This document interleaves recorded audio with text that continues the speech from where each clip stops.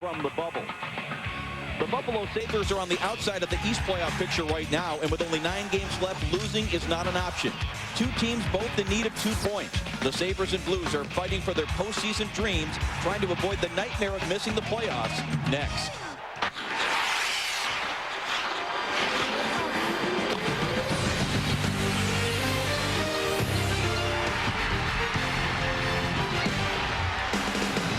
Welcome to the city of St. Louis and the Sabres Center, home of the St. Louis Blues. The Blues tonight on National Hockey Night playing host to the Buffalo Sabres. Well, Buffalo takes the ice, 3 points separating them from a playoff spot. That's not a lot, but they have to climb over 3 teams. That means they're probably going to have to watch the scoreboard and get some help. The Blues are above the playoff line right now. They have 10 games remaining. Games in hand are great if you win them. Joined now by the coach, Barry Melrose. And Barry, of course, you were one of the ones that predicted There's no proof of that. You predicted the St. Louis Blues were going to win the Stanley Cup at the beginning of the season. Certainly the mood around this city is not what people expected this time of year. Terrible mood around the city, and no one's arguing that this is not the most talented team they've ever had in St. Louis with Tkachuk and players like that. But there's something lacking in that dressing room. That's why this team is hovering around 8th spot and not hovering around 1st spot where most of us thought they would be. It's a very talented team, but they got problems in the dressing room. And, of course, it helps if your best player is on the ice, which Keith Tkachuk was not in their last game. Well, Keith Tkachuk has been hurt a little bit since the Olympic break, and also he's done some stupid things since the Olympic break. This is their best player. With him in the lineup, they can beat anybody. Late in the game against Chicago, frustrations came through. Lyle Odlund and Keith Tkachuk had an altercation behind the net. Keith Tkachuk, the leader of the team, is very lucky he only got 1 game suspension. Welcome back here to Sabres Center, downtown St. Louis. Sabres and the Blues. Dave Strader, Barry Melrose with John Saunders and Neil Smith back in the studio. And playing the Buffalo Sabres should bring back some positive memories for the St. Louis Blues, because the other time they played them this year, Barry, was back on January the 23rd, and that was their 10th consecutive win, which set a club record. Now, it's obviously gone the other way since then. Feast or famine. They're 7-14-2 since that point, the high mark of their season. They got to get back to playing like they did during that 10-game streak. Here is Finley now for the Blues, looking to move it out. And he is successful in getting it back toward the Buffalo Sabres zone. Curtis Brown will backhand it right back inside the St. Louis line. Blues are coming off a disappointing home ice loss here to the Minnesota Wild, a game that included a penalty shot goal by Minnesota. And here's a turnover behind the net. That's Mika Noronen that's getting the start in goal for the Buffalo Sabres. They're coming off a heartbreaking 4-3 loss against Washington, one of the teams they're battling with for that 8th and final playoff spot in the East. Now as Campbell moves up on the play for Buffalo, sends it around as Lindy Ruff getting a line change. Young sends it across, and Ray Ferraro, who was questionable with some back problems for tonight's game. Barry is in the lineup, and we'll keep an eye on him. Here is Melody with a turnover, gets a shot away that's lined just wide with Tkachuk going to the front of the net. Now Pronger plays it high up on the glass around the boards. It'll be backhanded by Tkachuk as they keep it deep. Now Melody, this line likes to get it in and cycle. Good job by Van Ryn to hold it in. Here's Tkachuk again. Tkachuk moving along the boards. Now Van Ryn played it to the corner. Recovered by Campbell. He'll move it to the far side now for Zhitnik. And Zhitnik with one hand on the stick got it near the line, and the Sabres finally able to clear. Great shift for St. Louis. They went in, they did the forechecking. Joel Quenneville talked about that this morning, that they wanted to attack. They wanted to have the puck more than chase it, so that was a great start for the Blues. Both these teams are very fragile mentally. Neither one have played well of late. Neither one are confident in their style of play. So we'll see which one of these teams can start the best and continue the best as the game goes on. Here's Dumont now, getting a shot from the left wing that Johnson handled, and Johnson seemed to be a little bit slow sliding across, perhaps not realizing that a bit again off number 61 for Buffalo was in the vicinity. Here is Conley now. Conley makes a little move with the puck. Good job by Eastwood to come back and check him, and it's cleared out to center ice. Now Jamal Mayers, and that is offside at the Buffalo blue line.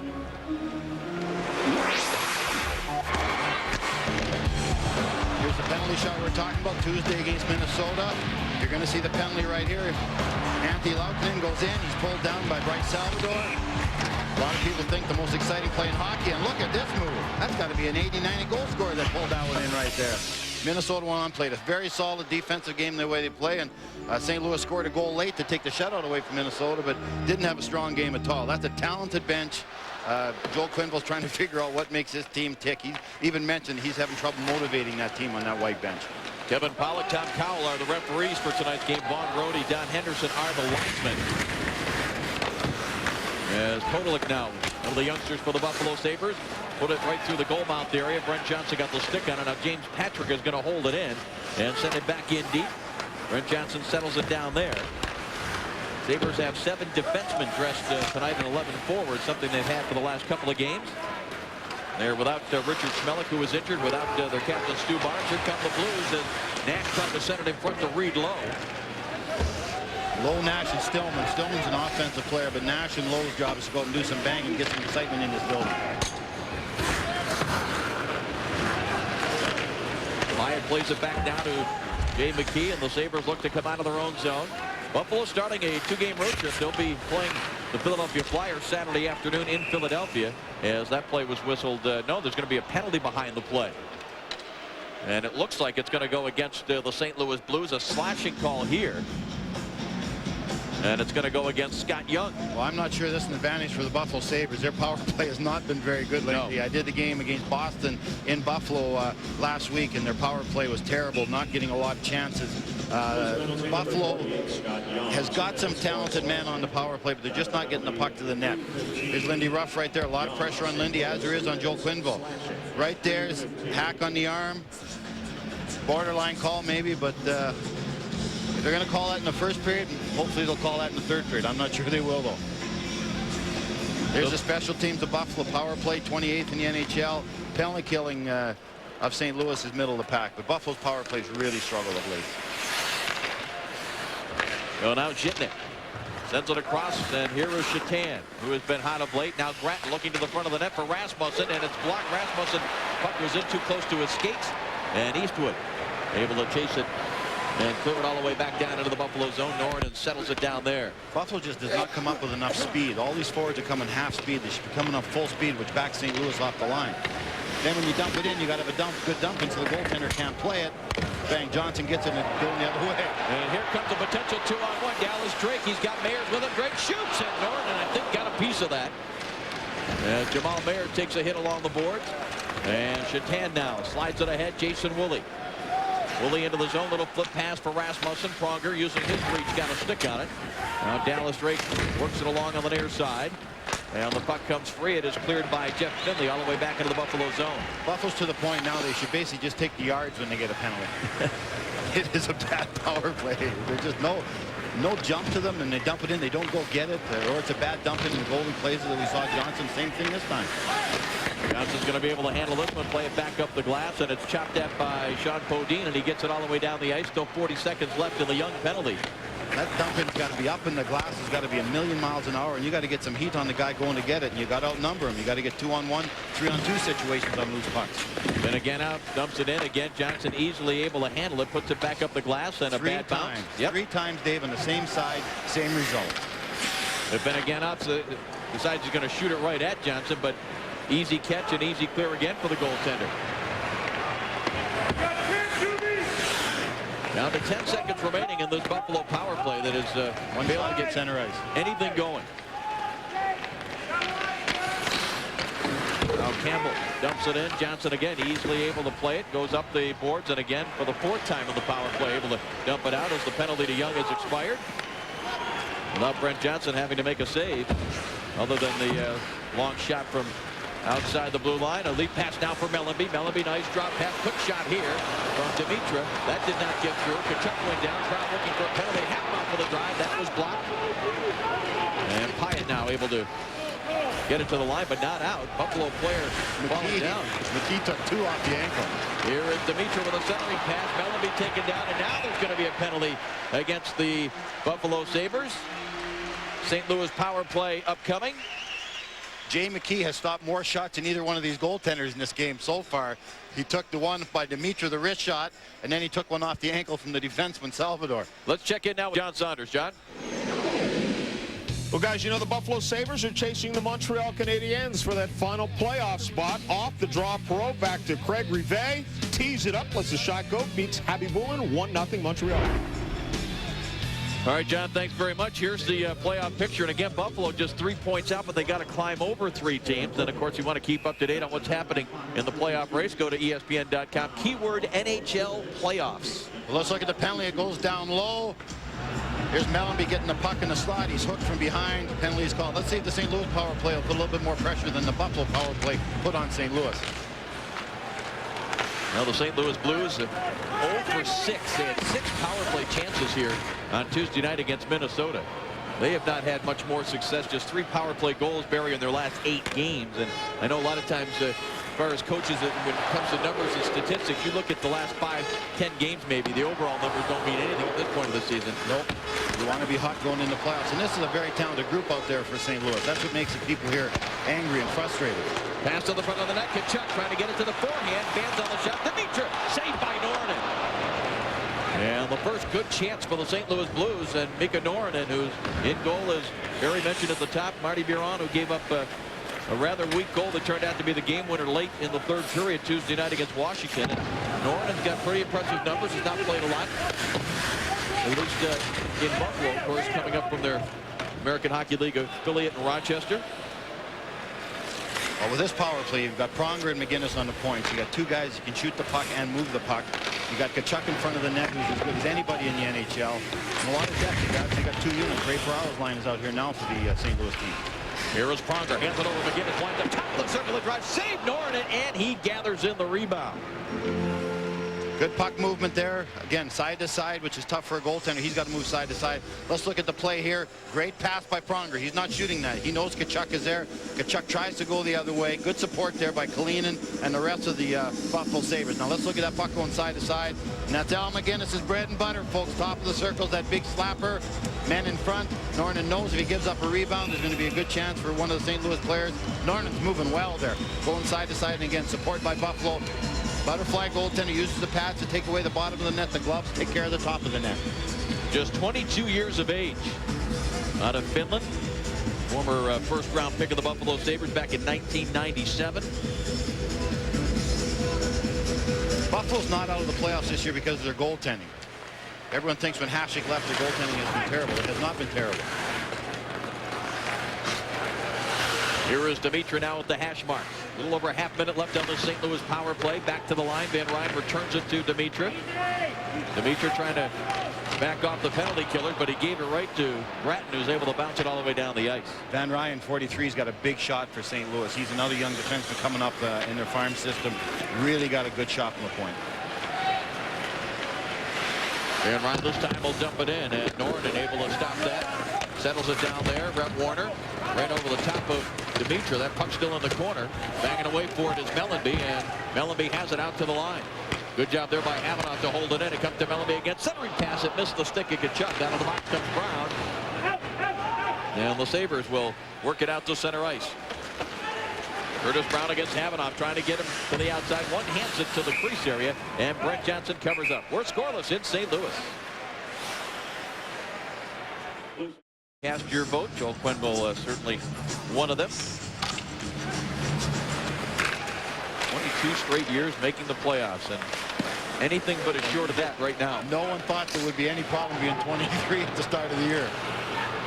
Here is Eastwood, drops it back, and a quick shot by Pronger, save, rebound out on the far side. But again, I'll take his man to the board, but the Blues still have it. Jamal Mayers, Eastwood again now for Podine, but it is knocked away. And McGinnis, did he hold it in? Yes, he did. Jason Woolley will now look to clear it for Buffalo. Fennegenov is Buffalo's most dangerous offensive player. He's really turning into a good young offensive star. He's got over 20 goals, can really skate.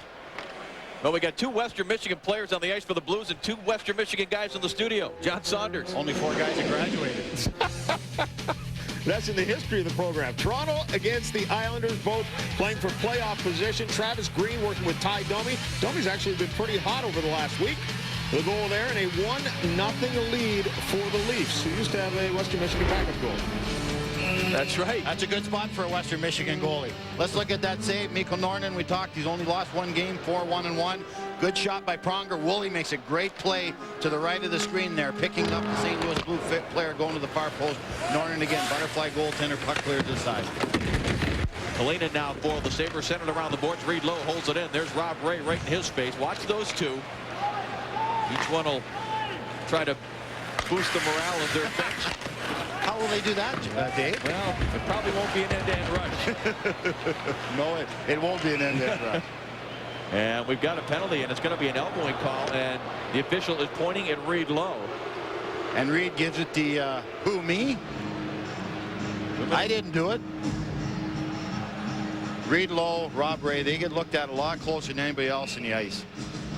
And why would that be, Barry? Reputation. 9 times out of 10, they deserve it.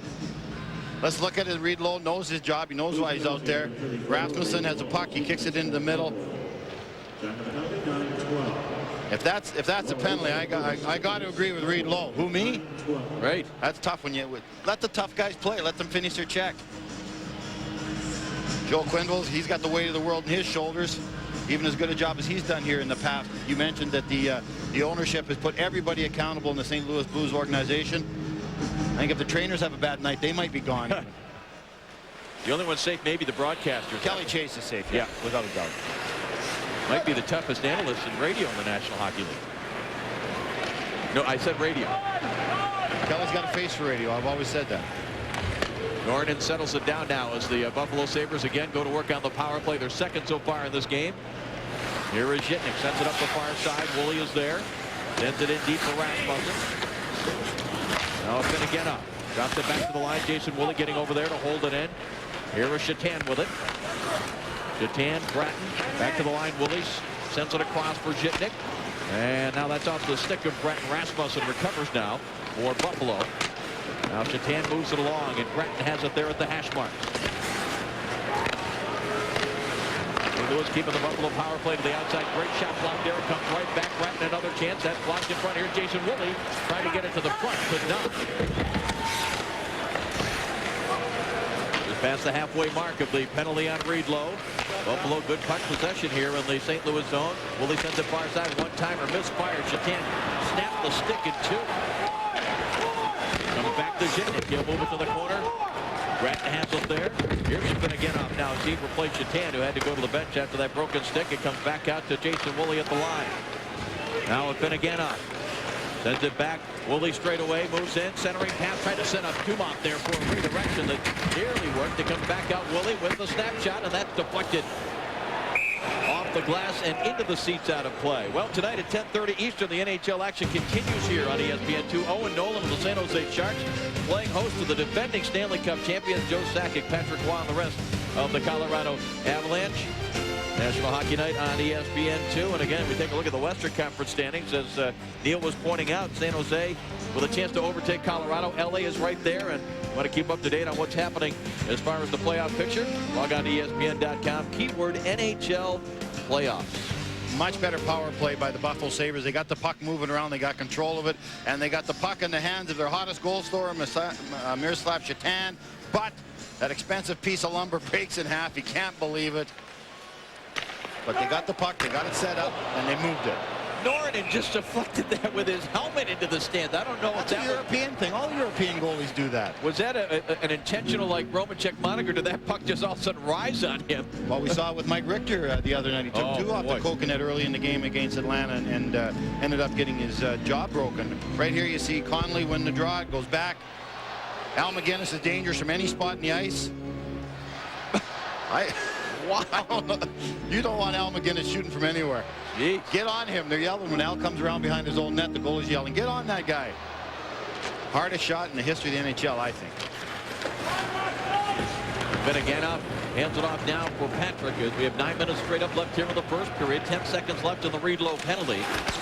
And the Sabres, not much to show again in terms of chances on this power play. They're second of the night. But much better looks, much better puck control. So they at least something positive come out of the second power play. Lowe comes out of the box, immediately tries to run into Campbell.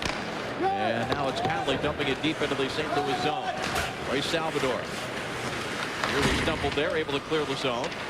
Patrick hands it off. Campbell waiting for his teammate to get outside. Hands it off. Here is Conley getting a shot that's deflected, but right into the glove of Brent Johnson. No score in St. Louis.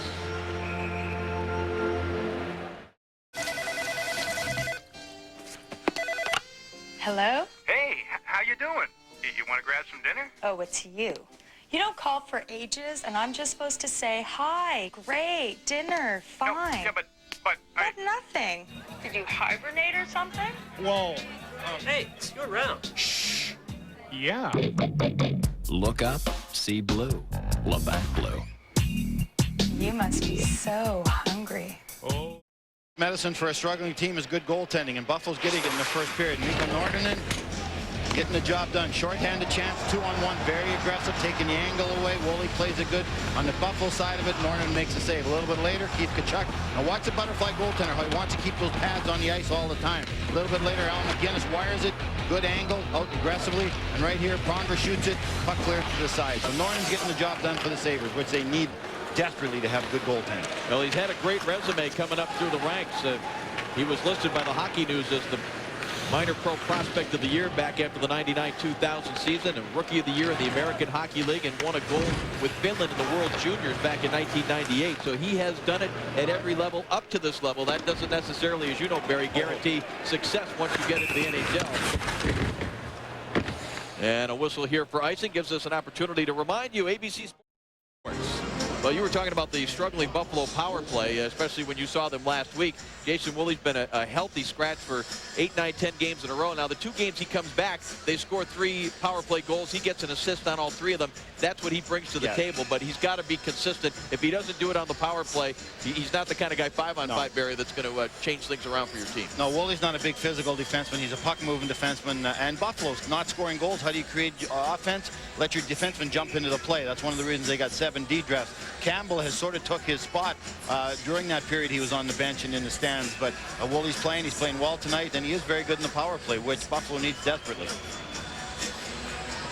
Now, we saw the other night in the game I did with Ryan Engblom in San Jose. Jeff Jilson was dressed for San Jose, and the only shifts he played was on the power play. That's my trouble. I could never find any part of the game I was good at. Power play. You really made it tough for a coach. I know. Where am I going to put this guy? Just find your niche and get good at it. And that's what Woolley does. Woolley can move the puck. He's adequate defensively, skates very well. And if you can skate, you're going to play a long time in the NHL as a defenseman. Now McGinnis backing up, hands it off to Pronger as the 2 of them playing together in this 5-on-5 situation. Centering pass to the front of the net, and almost a goal there for Ferraro. Sets it up for Young, and a save made by Norton, and he hangs on. And just after the save, Dallas Drake has to pay the price. Well, Kalinin made a great play defensively on the 2-on-1. He touched it and knocked it out of the way. Right here, the puck was going side to side. Puck comes right through the middle. There's Kalinin coming with Ray Ferraro, just lifts his stick, and then Norton comes out. Great save on the rebound chance out of the slot, out of the corner into the slot by Young, who can shoot the puck as well as anybody in the NHL. Well, anytime you make a goaltending switch or a decision at this time of year, Barry, involving young guys, you worry about the confidence. I mean, you look at Mikko Nortonen's number and you say he's deserving of a chance, but you got Marty Biron, who had to, carry the load with Dominik Hasek gone. Now he gives up a goal in an important game, and they make the decision to come back with Norton. If he wins tonight, Barry, then what do? You play him again, because Buffalo can't worry about feelings right now. Lindy Ruff can't worry if Biron's feelings are hurt. You got 7 or 8 games left. You got to ride the hot hand. You're going to bench veterans if they're not giving you what you want. Joel Quenneville's doing the same thing with St. Louis. He's got to find 10, 12 guys that are playing their heart out and just ride those guys. But Norton, if he plays well, you got to give him a chance, and he has played well in his starts. As I mentioned, he's 4-1-1 since he's played, and he's playing very well tonight. Biron gave up a soft goal against Simon, and it wasn't a terrible goal, but in a 4-4 game late in the 3rd period, that's winning and losing in the NHL. The goalie's got to make that save. Biron didn't do it. This is what hockey's all about. This is what sports is all about. A young guy gets a chance to play, and if he wins, I got to think that they'll come back with the next game. Well, Joe Quenneville's made his decision with the goaltending situation here as he's gone with Brent Johnson now. This is the 13th consecutive start. Even though Freddie Brathwaite's numbers are better than Johnson's. A lot like the situation in Los Angeles. Jamie Storr's got some great numbers. When he gets in, he doesn't win. Exactly. He can't get any wins because they don't score when he's in the lineup. Dallas Drake dumping it in deep. Norton directing traffic. Big hit there by Young as he hit Jay McKee, who himself is one of the best hitters in the NHL. Young trying to dig it back to the point, but the Sabres got to it. It is cleared by Curtis Brown, and this is going to be an icing call against Buffalo. On the touch up by Salvador. Well, Scotty Young is a goal scorer and a big shooter, but he'll finish his checks right here. He's a tough kid. He's as gutsy as anybody in the NHL. He's only got 17, 18 goals, which certainly is below what the St. Louis Blues were expecting out of him. That's one of the reasons the St. Louis Blues are struggling this year. Is nobody really, apart from Keith Tkachuk, is having a career year. And they were expecting so much out of all these guys they brought in. 2 goals in his last 19 games since returning from an eye injury. That's not up to Scott Young's talent level or what they expect of him here in St. Louis. And he had the only goal in the 2-1 loss here against Minnesota. So had just 1 goal in 18 going into that one, obviously, as Eric Rasmussen picks it up. Sabres could have an odd man break here if they hurry.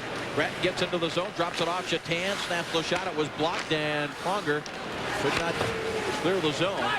Good help there, though, from Brent Johnson, and the Blues come out with it. Here's Mellanby. Tries to set it up for Tkachuk, and the bouncing puck side of the Buffalo net. Norton covers it up there. St. Louis is doing a great job, David, breaking the trap. When you see the puck go from one side of the ice in the neutral zone to the other side of the ice, that means that St. Louis is coming out of the zone way too easy. The trap is designed to take that pass away, so it's already worked 3 or 4 times this period, which means the trap isn't being set up properly by the Buffalo Sabres. There's the St. Louis bench. They're reading the papers. They're being listened. They know what's going on the radio. They know what's being said about them on TV. They're underachieving, disappointing. They're overpaid. They're not showing up to work. 7-14-2 since their 10-game record streak earlier in the year. Just not good enough for the talent level on that white bench. Kavanaugh moved up and almost able to hold that in, and this is going to be an icing call. So the pressure is on the team in white, although Buffalo feeling it as well. And sometimes it's tougher in these situations to play at home. And it is scoreless here in St. Louis. Easter Bunny will want to know that the Dodge Intermission Report with John Saunders and Neil Smith will include the Habs chasing the Sabres, playoff races heating up, and of course Neil's big surprises. Speaking of heating up, that thing's got to smell nice after a couple hours. Never quite thought of it that way, but you're right. Oh, how'd you like to be a person that just goes to one game and you got beautiful seats down low and you're sitting beside the Easter Bunny for the whole game? Aslan Barada clears it back into the St. Louis zone. Dallas Drake picking it up, and he was checked by Taylor Pyatt right in front of the St. Louis goal. Brent Johnson had to be alert. Now Buffalo trying to get something out of this at the line. The shot steered aside by Johnson. Got a piece of that off the stick of Alec Zhitnik. Now in deep, here's Verana. Verana centering pass. Brent Johnson, the goaltender, down. Here's a shot by Pyatt, and he was just checked down the play as he tried to get the shot off. Pyatt's one of the kids they got in the Pekka deal. Conley's the other one. He's a good player. Little flip pass down to Campbell, and that puck jumped over his stick, or he may have been able to walk in another 10-15 feet. Sabres have to get back outside, and Curtis Brown flipped it in too early. That is going to be offside. Well, Friday, ESPN has exclusive coverage of the NCAA Women's Final Four from San Antonio, Texas. The evening starts with Robin Roberts hosting the 2002 Women's NCAA Final Four special at 6:30, and followed by the 2 semifinal games, Duke taking on Oklahoma, and the biggest rivalry in women's college basketball, Tennessee, coached by Pat Summitt, against undefeated and #1 in the country, Gino Ariema's Connecticut Huskies. That's at 9 Eastern on ESPN. Under 5 minutes to go here in the first period from the Sabres Center in St. Louis. Dave Schrader, Barry Melrose, glad you're with us here at the start of a doubleheader. We got a great Western Conference matchup following us. Colorado at San Jose. Turnover here by Buffalo as they tried to jam it in front. The Blues did to Tkachuk, but Dimitri passed at the side of the net. And the Sabres come out with it, looking for a 3-on-2 again. Rasmussen mishandles the puck. It ends up in the corner. Gratton has it there. Now Kalinin moves up. His shot sails wide of the net. Dimitri for the Blues, and a breakaway attempt there for Tkachuk. He had the seam between the defense, and the pass was just deflected. Now the St. Louis Blues, we mentioned Tuesday losing here at home, but last Sunday they were completely controlling the game against the Chicago Blackhawks. Well, you did that game, David, and they were completely controlling. Looked like it was going to be a walk in the park for St. Louis. Everything was going their way. They're moving the puck. They look sharp. Eastwood goes in there, doesn't score. Passmore was fantastic, and that's what great goaltending does. It gives you a chance late in the game to win, and Chicago took advantage of Passmore's goaltending, and right there, Daze wins that game for Chicago in overtime when they should never been in it. So goaltending, goaltending, goaltending this time of year in the NHL. And Daze had that great redirection that tied the game in regulation and then gets the winner. I mean, at one point the shots were like 7-1 in the third period favoring St. Louis. The crowd, a big crowd as there always is with St. Louis down completely out of the game. No one told Passmore that they weren't supposed to win that game. Doesn't Passmore get back and goal win another one last night? Here is Norton on a tough angle shot off the stick of Podine, making the stop, and the Sabres have been again off guard at the center ice, but it's dumped right back in by Van Ryn. McKee is hit hard there by Jamal Mayers. Oh, those Western Michigan guys are tough. At least the ones of the modern era. That playoff side at the St. Louis line. It's interesting, St. Louis Blues, for a while this season, Jamal Mayers played center. Pavel Demitra still playing center. Neither one of them were centermen at the start of this year. Wade's injury has made a number of players change position. Jamal Mayers can fly. This guy is a great skater, and he is physically strong. Finishes his check on McKee. When Jamal Mayers finishes his check and forechecking, he's not a nice guy to play against. Can get in quick, finish his check. He's got a nice touch around the net when he gets it. A good third, fourth line guy in the NHL. A guy that can do a lot of damage physically and kick in a goal here or there, and good defensively also. Just over 3.5 left here in the period, and both coaches have their rough and tumble lines out there. Corey Stillman between Reed Lowe and Tyson Nash for Joel Quenneville. Gratton is out there with the youngster Kodalik on the right side, and Rob Ray, the veteran tough guy, on the left side. Kodalik's a good player. McGinnis winds up, drives the shot, tip saved by Norton. Stillman, I think, got a piece of that. And credit Norton for great focus, Barry. Like I like this kid. You mentioned his focus. He's out aggressively like he was on the Al McGinnis shot. He controls the rebound, which is most important in a scramble. There's tons of traffic in front of him. Let's look at it here. McGinnis shoots it. Keeps a nice low shot. Al McGinnis, one of the best point shots ever. Now let's look at the Southwest Airline goal cam, see what Norton sees. And again, he's got to go from behind the net out in front, get in shooting position. Butterfly goaltender again. Pads take care of the bottom of the net. Gloves take care of the top. And controls the rebound. Rob Ray making sure that he cleared the zone. Salvador sends it ahead. Pass did not connect with Reed Lowe. Now following up on the play, though, is Nash. He pushes it ahead. Campbell for the Sabres played it to the corner, but the Blues get it right back. Here is Stillman now, looking for someone to pass to. Sends it back to the line. Salvador's first shot saved by Norton. And he steered it right to the corner. Kodalik a giveaway there. Stillman a shot. That missed the net. Now McGinnis moves up. He sends it across in front of Norton. Stillman on the far side took a hit. Reed Lowe is run into as the Sabres finally able to clear the zone. Well, Kodalik, as a young player, can't make that pass in the NHL. If you're going to make a mistake, you make the mistake up the wall. You don't make it in the middle of the rink. He'll be talked to when he goes to the bench by Lindy Ruff and staff. Well, we apologize. Apparently, we're having some technical difficulties here in St. Louis, but we are working feverishly, yes, to get it corrected. Matter of fact, they just brought me up a set of pliers. I'm going down to the truck in these periods. I'll get that thing working. Centering pass for Scott Young, and that is knocked away and cleared back out to center ice. Just the fact that you think we need pliers to fix this. Pliers fix everything. I grew up on a farm. Pliers fix everything. Pliers and a hammer. Here's Verada. Verada tried to drop it back. It's knocked away, and Ray Ferraro is there. He starts it back. Pitcher looks over his shoulder to see who's coming. He sees Pronger. Pronger tried to dump it to the front of the net, deflected on the near side of the Buffalo zone. Quick shot by Young, and Norton steered that aside. Dallas Drake getting in there for the Blues. He knocks it free. Here's Young again with a shot. Left pad saved by Norton. Now Drake working in deep.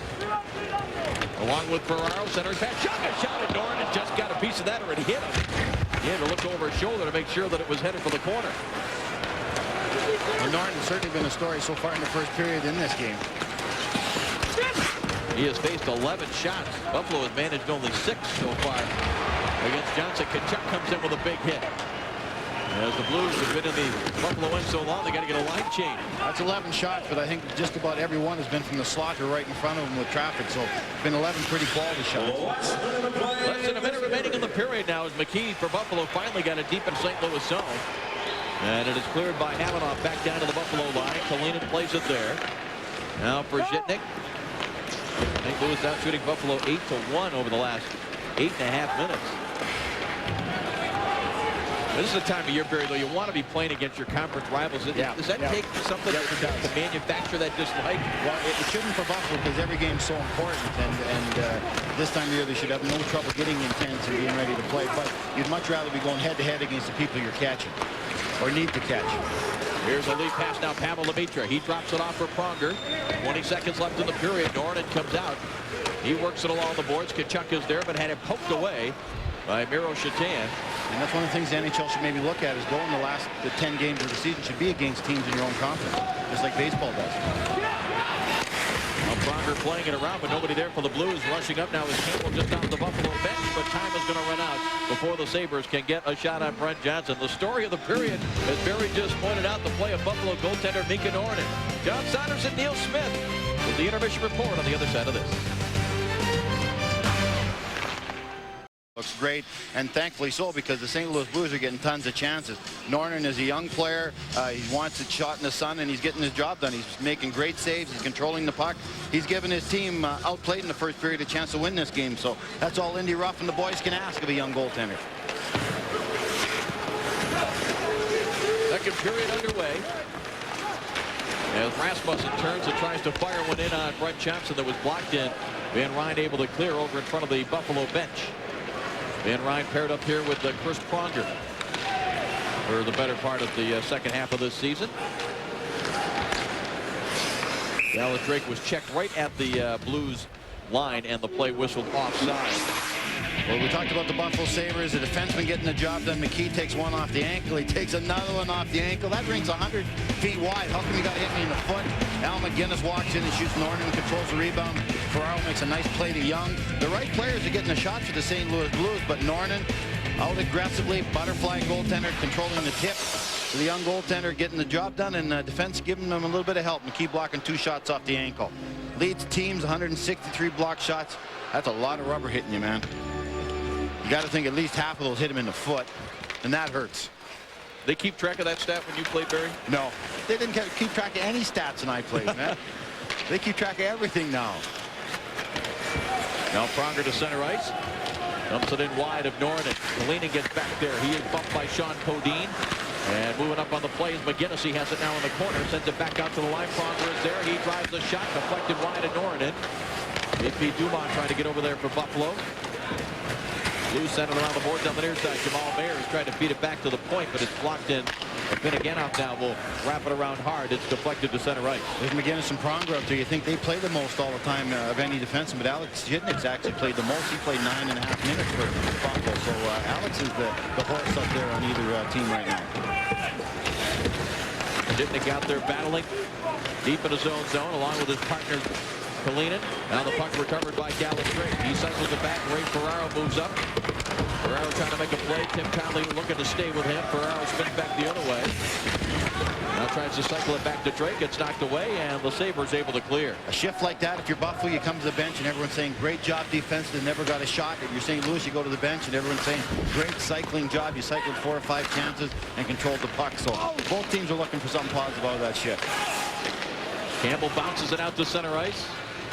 Parada hands it off, and then it is dumped in wide of Brent Johnson. He comes out to handle it. Johnson puts it up on the glass. James Patrick, the defenseman, pitching all the way up near the hash mark, but the Blues able to clear. Johnson handled the puck well today. Yes, he has. On that one penalty kill, he shot it out 4 times, handles it well around the boards. Boy, the Blues, an awful change. They got 3 guys stumbling into the play, but a good play defensively. And maybe because of the bad change, they're going to end up with this chance for Stillman. He's gone! Corey Stillman beats Norton. 1-0.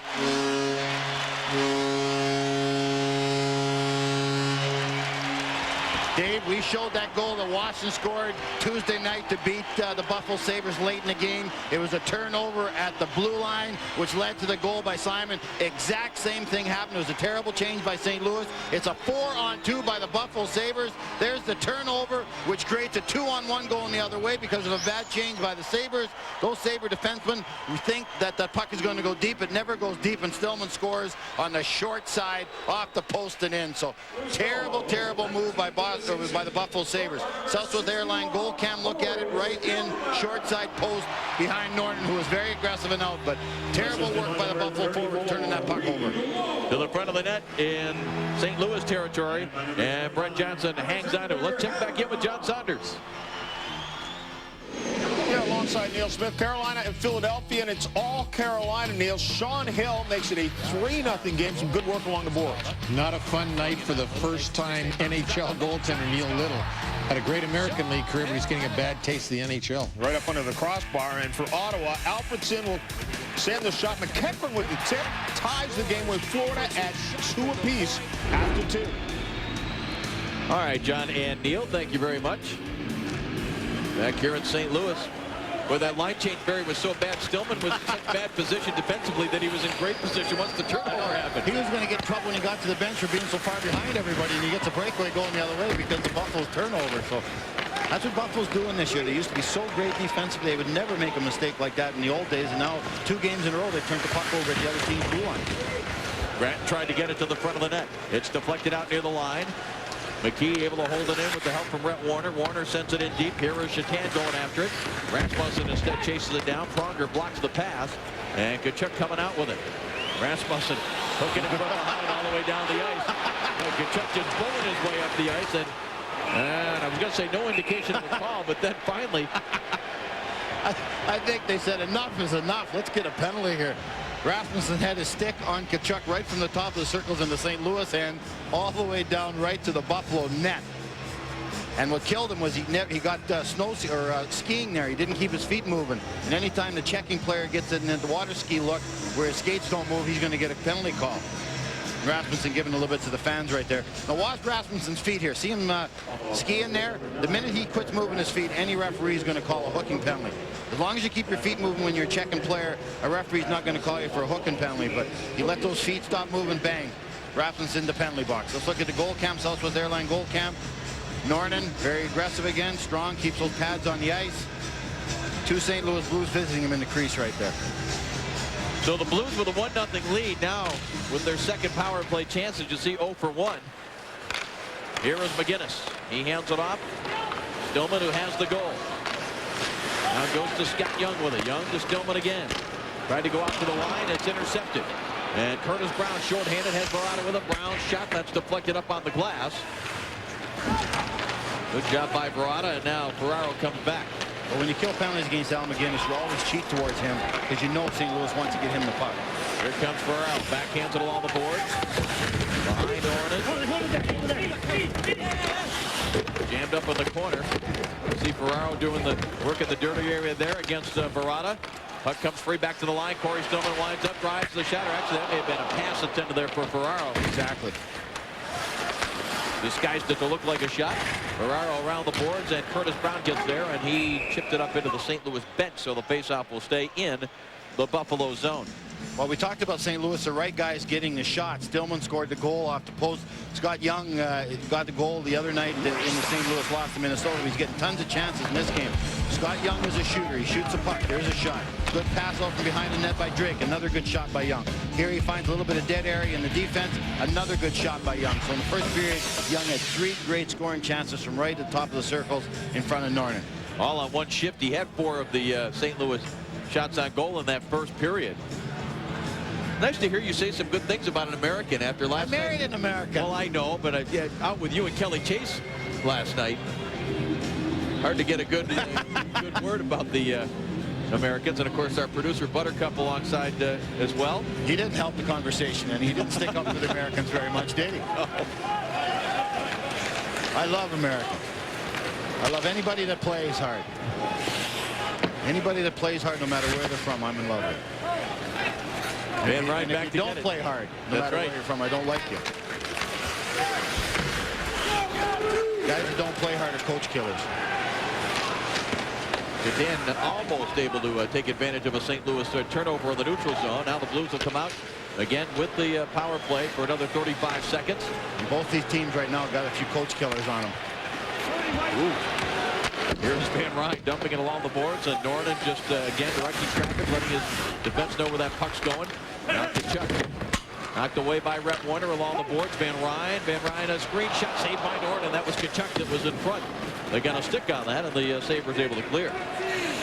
Norton really plays those deflections well. He gets up right against the guy who's going to deflect the puck. The closer you are to Tkachuk in that situation, the harder it is for him to deflect the puck through you. Van Ryn lead pass for Tkachuk with some speed, a little backhand pass down. Dimitra with a shot, never got through. Centering attempt, and Shitnik is there. Out of the box comes Rasmussen. Shot from the angle, Norton in the save. Rebound cleared to the boards. Pavel Dimitra has it there. Now for Jamal Mayers. He tried to tip it in front. Vaslav Barada working hard along the boards as he usually does. Sets it up now for Curtis Brown. Brown had to sidestep Eastwood, and that forced the Buffalo play offside. Well, again, we're in St. Louis, Dave, and there's a lot being said in the St. Louis papers. We showed you in the open. The owner's not happy. The general manager isn't happy. Coach is taking a lot of heat. Joe Quenneville's been here a long time. Won the President's Trophy a couple of years ago. Again, I said this is a more talented team than St. Louis had when they won the President's Trophy. But what separates hockey from other sports, talent doesn't win you championships. It's that word chemistry, it's character, it's bravery, it's passion, it's courage. It's all those words. And right now, St. Louis and Buffalo, neither team is playing with a lot of that, and that's why they're in trouble. We're looking at numbers. Buffalo has been terrible against the bottom 5 or 6 teams in the East. They deserve to be where they're at out of the playoffs because they just haven't got the job done against the poor teams in the NHL. Sabres able to clear. Eastwood going after it, and a good recovery by Kalinin. Got a stick on it after it looked like Eastwood might jump around him. Brada slides it across, and there is Zhitnik. Havanoff steps into him. St. Louis with the 14-7 edge in shots on goal. 7 shots for Buffalo. 26 minutes into the game. I can't remember Johnson having a tough save so far in this game. He really has a shot, but no tough ones. Well, Mayers was knocked down. Now here comes Eastwood. Centering pass. Bodine is there. Puts it back in front for Mayers off the heel of his stick. It is covered up by Norton. 1-0 St. Louis. In the Western Conference standings, again, San Jose can pass Colorado for the 2nd spot overall. If you want to keep up to date on what's happening in the playoff races, go to ESPN.com, and the keyword is NHL playoffs. McGinnis slides it across, shot from the line by Salvador. Wide of the net. Salvador holding it in. Now behind the net, Bodine centers, loose, a chance for Eastwood. Score! It may have been Tyson Nash on the far side. They got it across the line. Of St. Louis with a 2-0 lead. Well, I'll tell you, this has got to be a matchup that Buffalo would like. They got the offensive players out there against the tough guys for the St. Louis Blues. Conley just loses the physical battle right next to the net with Tyson Nash. Good work behind the net by St. Louis. You see right there, Nash gets one chance at it. Conley is not playing the body, he's playing the puck. He doesn't pick up Nash soon enough, and Nash gets to shoot the puck right behind Norton. One chance, 2 chances, nobody knocks Nash down. That's too easy a goal in front of the net. You should be knocked on your butt when you score a goal in front of the St. Louis net or in front of the Buffalo net. That never happened in that situation. Eastwood and Podine assisting on Tyson Nash's 5th goal of the year. And St. Louis with a 2-0 lead. But again, as Barry pointed out earlier in the show, these teams are both fragile. And, you know, a quick goal by Buffalo, they'll be able to get right back in it. Here is Shatan. Puts it right out in front. Gratton, though, was tied up on the play by Van Ryn. Last game, Buffalo played. They were winning 2-0. Oh, a chance taken there by Warner, Barry, and it could be a 2-on-1. Tkachuk moving in, going to the save, and the puck on the far side. I believe the whistle had blown already. Oh, and Norton got lucky here. Well, Tkachuk goes down the wall like a steamroller. This guy, great skater, powerful stride. He takes it to the net right here. Defenseman comes across with a good play. Now Norton loses it, but I think the whistle did go. Southwest Airline goal count. As soon as the referee lost sight of it, he thought Norton had it under him. He blew the whistle. Even if that puck would have been knocked in by the Buffalo defenseman, I don't think it would have counted because the whistle had went. Or Mellenby, can you imagine if he had popped it in there after that whistle? That would have. But referees are taught the minute they lose sight of it, That's right, or think the goaltender's got it covered, they're supposed to blow the whistle right away. So, but again, Tkachuk's such a horse going down that wall, boy. You just can't stop me. So powerful. You know, the Buffalo Sabres, Barry, like a lot of teams in the league, they average less than 3 goals a game. So you get yourself in a 2-0 hole on the road. Yeah, I don't think Buffalo's problem is their defense. I think it's their offense. I think they're so acclimatized to thinking defense in Buffalo. That a lot of guys think, well, as long as I don't get scored on, I've done my job. Right. Let their offense suffer. If Buffalo scores 3 goals, they usually win, but they don't score 3 very, very often. Into the zone now. McKee tries to jam it to the front of the net for Pyatt. That was knocked away, and the Blues come back the other way. Ferraro's just going to drive it in along the boards behind Norton. Now Ferraro digging in there again. Rada takes over for Buffalo. Buffalo's got to get some shots to score, Dave. That hasn't happened right. so far. They've been stuck on 7 shots a long time here. Now St. Louis is up to 17, and most of them are quality shots for St. Louis. So as we showed you, just 1 shot for Buffalo here in the second period. And I can't even remember when it was. I can't remember Johnson making a save. Now Zhitnik with it, sends it ahead. Here is Rasmussen. Good crisp pass there for Chatan. Chatan gets a shot away, but it's wide of the net. Now Kalinin tried to dump it to the front. Blocked by McGinnis, and here comes Tkachuk again. Tkachuk met by Zhitnik, and Zhitnik does a good job on him. Now Kalinin, number 45 for Buffalo. Able to backhand it out the other way. 3-on-2 for Buffalo. Here's Rasmussen into the zone. Drops the puck. Oh, and the puck never came into this zone ahead of the players, and that is offside. John Saunders. Well, we got a little fireworks here. Philadelphia and the Hurricanes. The Canes, Svoboda gets the goal to make it 4-0. You can see the penalty's about to be called. They allow that goal, and then Little Neil goes a little crazy. Neil Little taking umbrage at that goaltender interference. And everyone, believe me, everyone involved in the fisticuffs. Neil Little was in one of the best fights I ever seen in the American League. A bench clearing ball with the Phantoms. Take a look at the Eastern Conference standings again. Go to ESPN.com. The keyword is NHL playoffs. Look like Aaron Ward. Did he ever get the worst end of that McAllister right hand? McAllister's about 8 feet tall. Yeah, that's not fair. He's a big, big man. Philly's got about 10 of those guys 8 feet tall. Out of the front of the net, the Blues doing a good job of coverage, though, and the puck does get there. And Podine for the Blues sends it back the other way. Well, that finally gets things heated up here a little bit. Nash went in and just drilled Campbell. Spun him around, knocked his helmet off. Ooh. Well, Campbell is up and appears to be all right. That's the good news. But take something like this to spark. Exactly. I'm not sure this is the right time for Tyson Nash to do that, because Buffalo was flat. They had nothing going their way. They had no emotion. They weren't getting any offense. Right here, Campbell goes in, touches the puck. Now here comes Nash. It's a good hit. Yeah. Just finishes his check. But that might just get Buffalo a little angry, a little bit aggressive. Knocks a helmet. There's helmets going everywhere. Podine's helmet's off. Chatan comes in. The Buffalo players come over to help. Campbell's name must have been Sparky or Torchy when he was a kid, eh? That red hair. Well, there is going to be penalties called. I don't know if there was an original penalty coming on the hit, although Nash is going to the box, so I got to believe there was going to be something. But as we saw there, Barry, the player was away from the boards. Exactly, and Nash didn't jump at him. He didn't charge him, I don't think. It was just a good hit. Campbell never saw him coming. Patrick got a penalty also. And right here, Campbell's head's down, but exactly, Nash doesn't knock him into the wall. Nope. He hits him away from the wall. His elbows were down. Yep, tucked his elbows in. Just a very good hit. Campbell's head's down. He took the full brunt of the check, but that's just an excellent hit by Tyson Nash. Again, I just question the timing of it with Buffalo being so flat right now. Don't give this team any reason to get any emotion at all going in their game. Buffalo penalty number 3, James Patrick, 2 minutes obstruction of hooking. Patrick got 2 for hooking. That was on Podine. And Nash 2 for roughing. I saw Patrick interfere with Sean Podine, and then I'm not sure about Nash getting the penalty, but.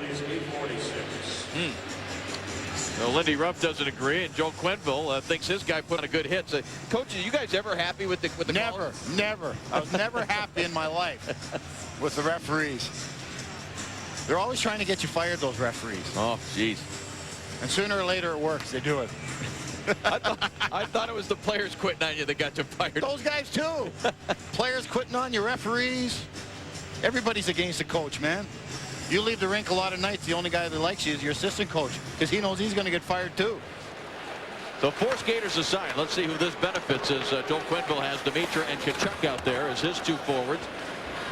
Lindy Ruff going with Miroslav Shatan and Curtis Brown. And here is Brown with it now. Tries to hand it off. Jumping into the play was Campbell.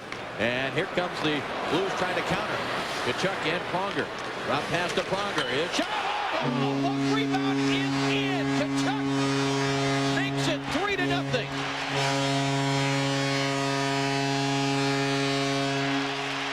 Well, you said who is this going to favor? You got Pronger, McGinnis, Tkachuk, and Dimitra. Those are 4 pretty great players. Great puck movement here between Tkachuk and Pronger. Pronger joins the play to make it a 2-on-2. Pronger just changes lanes with Tkachuk. Excellent play right here. Here's a cut and drop. Now Tkachuk keeps going to the net, and Shatan, another one of Buffalo's offensive players, just can't match up physically. Just like the Nash goal with Connolly, Tkachuk beats Shatan physically and scores an open net goal. Pronger's shot hits the post, I believe. Yes. And Shatan just loses the physical battle with Tkachuk, and Tkachuk shoots it in the open net. So 2 goals in the crease, scored by St. Louis. Both times the Buffalo player was beat physically. His 32nd of the season. 32nd of the year for Tkachuk. So it continues 4-on-4. Here is Zhitnik rushing. Hands it off for Conley. And now it rolls all the way back into the Buffalo zone. Pronger and Dimitra assisting on the Tkachuk goal. St. Louis has to keep Tkachuk in the lineup. They're an entirely different team with Tkachuk in the lineup. Barry, if you're the Buffalo coach, if you're Lindy Ruff, do you consider making a goaltending change? I think the only reason this game is close is because the goalie you got in there now, he's getting no help. Nash scores from the crease. Nobody knocks him down. Same thing with Tkachuk. Here's the Finneganov. Hands it off. Zhitnik straight away. He drives the shot. Never got all the way through. It was blocked. And Pronger getting to it. I might think of benching those 2 guys that lost those physical battles in front of the net. That might wake the other guys up. I was thinking more just in terms of, maybe changing the momentum. Certainly not because of any faults of Norton. They pass in the halfway mark of this second period. 30 seconds still remaining in the coincidental minors to Tyson Nash of St. Louis and James Patrick of Buffalo. See, there's no way I expect Shatan or Connolly to knock guys like Nash down and Tkachuk down, but they got to compete in that situation anyways. Neither one of them even tried to compete or win that battle. Both of them shot the puck into the wide open net after the second chance. Campbell from back in his own zone now for the Sabres, who trail 3-0.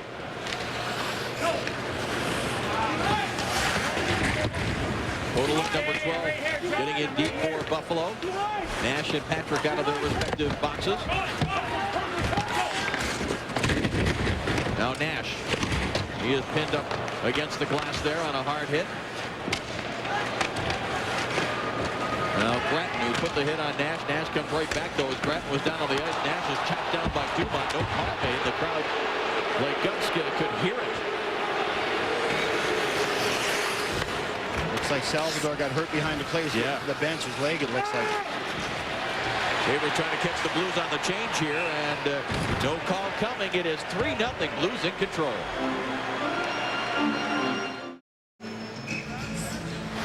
Let's look at this goal again. I mean, let's hear that goal. Tkachuk goes to the net. Shatan gets on the wrong side of him. Tkachuk gets one of the easiest goals he's ever going to score in the NHL. Goaltender for a moment thinks, oh, that's the sound I love to hear, that solid ping, and all of a sudden he hears that foghorn go off. Yeah. And the Blues obviously very successful when Tkachuk scores a goal at 19-4-2. He's awesome. Tkachuk is an awesome player.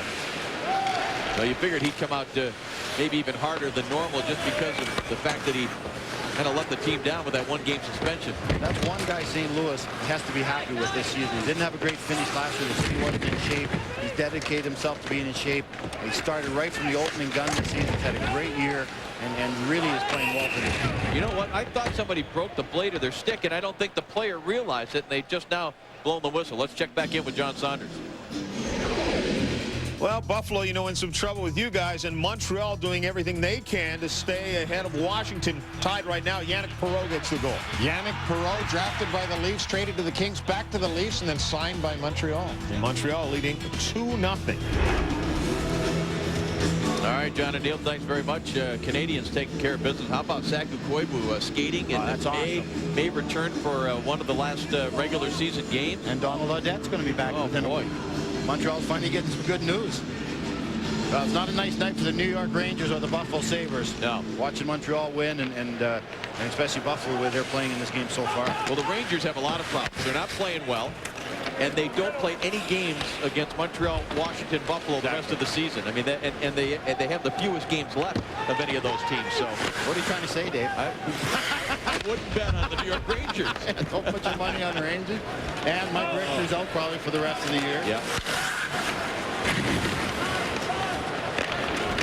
Murata checked on the play by Salvador. Now Kalinin. Notice a little difference in the confidence of the Blues now that they got the 3 goals. 3-0 lead makes you a better player, boy. Look at this. Another bad change by Buffalo, Dave. Picked up by Kachuk. Kachuk barreling in. Goes the backhand. Norton, where's the puck? The light goes on. The red light has gone on. I think that went in, Dave. The goal judge says yes. The officials are not indicating, which tells me they're going to go upstairs and confirm it. Another pet peeve of mine. Why do we have goal judges anymore? Right here, you're going to see the turnover. Another terrible change by Buffalo. That means they're not sharp mentally. And who does the puck go to? Keith Kachuk. Now, Norton makes the first save. See if we can pick up the puck anywhere. He goes back over the line. He knows that puck's behind him. Let's see if the goal cam can pick it up. See the puck. Let's see if we can pick it up. Oh, there it is. Little bit. That's a goal, baby. There it is. We don't need no goal cam. We know that's a goal. Kachuk just so powerful going down the wall. He shot the last one. He went in this way. This time he pulls it to the middle. Woolley cannot get there to cut him off because of that terrible change by the Buffalo defense. Another turnover in the neutral zone. Norton actually again makes a nice save in the first play. Kachuk so powerful going to his backhand. Puck hits his shoulder. Woolley goes into him. And that puck goes over the line. Well, the crowd all standing here at Sabres Center, and you'll see the referee on the phone point to center ice as soon as he gets the confirmation. I'm not sure why this is taking so long. Are they now they got 2 phones. Pizza must have been cold in between last intermission. That's right.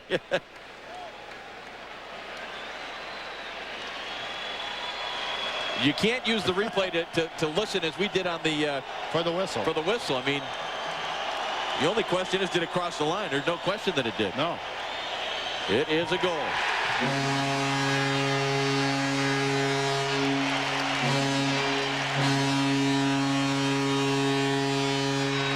Second of the night, 33rd of the season. And Lindy Ruff can only wonder.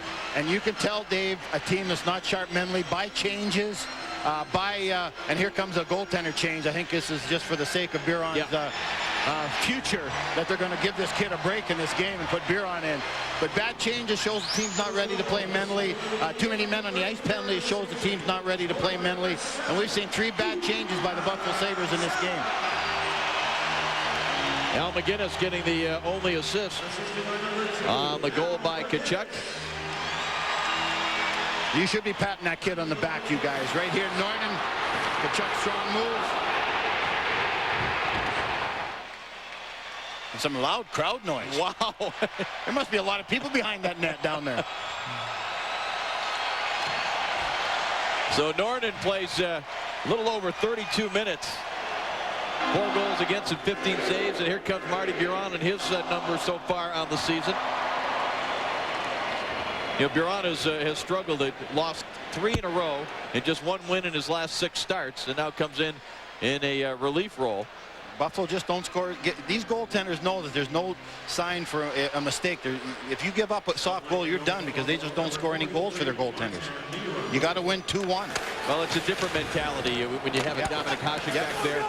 I mean, the Buffalo team just, they could gamble a little bit more. They could take some more chances because they figured out if it's an odd man break, we've got Dominic back there. More confidence. You're exactly right.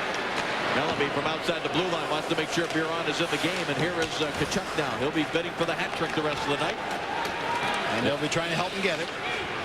Rasmussen will send it in deep. Now the Buffalo Sabres go from here to Philadelphia. Philadelphia down 4-0. They won't be in a good mood Saturday afternoon. Snarly. Oh, man. And then I'll be in Buffalo for the second half of that home and home, working with Tony Twist. I think it's a good thing you got Twister with you in Buffalo. In case things get out of hand. Those fans won't be happy in Buffalo. They weren't happy the night I was there when Boston beat them. So. weeks from now. They could be out of it by a week from now, Dave. Right. Lead pass now for Conley. He's going to try to chase it down. Havanoff gets there, and he gets control of it. Lost his footing here. Shatan with it. Shatan looking for somebody in front. In the centering attempt there for Dumont, but it was knocked away. And it comes to Reed Lowe. He hands it off for Stillman, who deflects it in on Biron, and Marty Biron covers up. It's all St. Louis Blues, led by Keith Tkachuk with his 2 goals. Pressure off on the home team a little bit. They're up 4-0. Well, there's Keith Tkachuk, one of the best power forwards in the NHL, having a great year for St. Louis and hopefully a great playoffs. His dad and his uncle, I see them all the time. I'm in Boston or in the East Coast doing some stuff. Big friends of the NHL Tonight Show. They watch all the time. Love hockey, and Keith was raised in a hockey environment. Face off Buffalo, battling to get control. Backhanded by Patrick now to Jason Woolley. He clears it up through center ice. Totally could not get a stick on it. Now it is recovered by Finley. And Jeff Finley plays it off the boards. Here is Stillman with it. Drops it back for Reed Lowe. Lowe, that was broken up at center ice. Look how quickly the Blues come back, and they turn it right back into the Sabres zone. Oh, they smell some blood. Now all the Blues want on the ice. When you're winning, everybody wants to play. When you're losing, you don't want out there. Entirely different mindsets on those 2 benches right now. Now Young able to clear for the Blues. And James Patrick back to play it. Long pass there, and nobody in particular the intended target as Johnson clears it around the boards. It goes over the glass and out of play. Let's check back into the studio. John and Neil. Well, Toronto Maple Leafs get a couple of quick goals. McCabe, the first here on a 5-on-3, Neil. He's got a good shot from the point. Watch him walk in and blast it. All kinds of time to tee that one up, and then just a great second effort by Volk. Gary Volk, they work hard. Look at those 2 guys, McCauley and Volk, diving. Those are the type of goals put you ahead. Leafs up 3-2. All right, guys, thanks very much. NHL Gamecast with live scoring, shot charts, and game stats. The best way to follow the action of every NHL game. NHL Gamecast available on ESPN.com and NHL.com. Just over 5 minutes to go in the second period, and Joel Quenneville was quoted in the paper, and it's kind of surprising to see this, but he was saying, and you mentioned it briefly earlier, Barry, that the hardest thing was watching the fact that his team didn't compete every night. That was never a problem with the St. Louis Blues in years past, and yes, they were tentative to start, but the Blues have certainly come to life here with 4 goals in the second period. Dave, every coach in any sport would love to coach 20 hard-working muckers and grinders. Muckers and grinders, 3rd and 4th line guys, know they have to work hard every night to play in the NHL. When you start getting to become an upper echelon team and start adding skill guys, that's when your problems start. If you can get skilled guys that have that workman-like mentality and show up every night, boy, then you got something special. Then you got the Detroit Red Wings. But when you got talented guys that don't show up every night, you got problems as a team, and that's been St. Louis's problem this year. Well, they have dominated second period action, as you see there. Now it comes to Verrata. He hands it off, and a centering attempt, but the St. Louis defenseman McGinnis, who was down, blocked it. Oh, the St. Louis player is down and was accidentally hit in the face in front of his own net. Dallas Drake is down. And this is one guy you never have to worry about effort every night. This is one of those heart and soul type guys that St. Louis went out and got. Puck goes in front of the net. Dallas Drake has been hit many times by that puck. Now watch the puck. Oh, the stick. Stick came around and caught him. Yes. It wasn't even the puck. It was just an errant stick.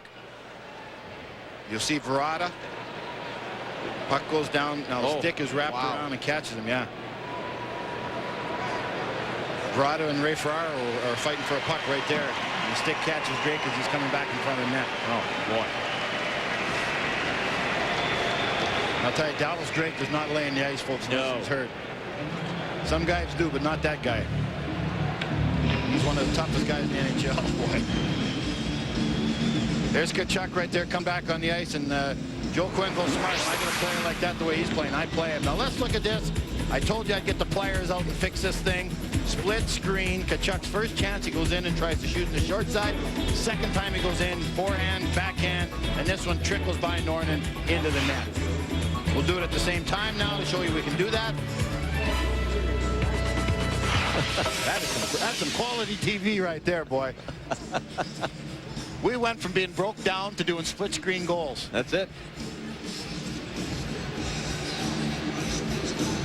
Face off top of the circle now in the St. Louis zone. It's hard keeping my pants up with that tool belt on, though. I wondered where you were going with that. I was backpedaling.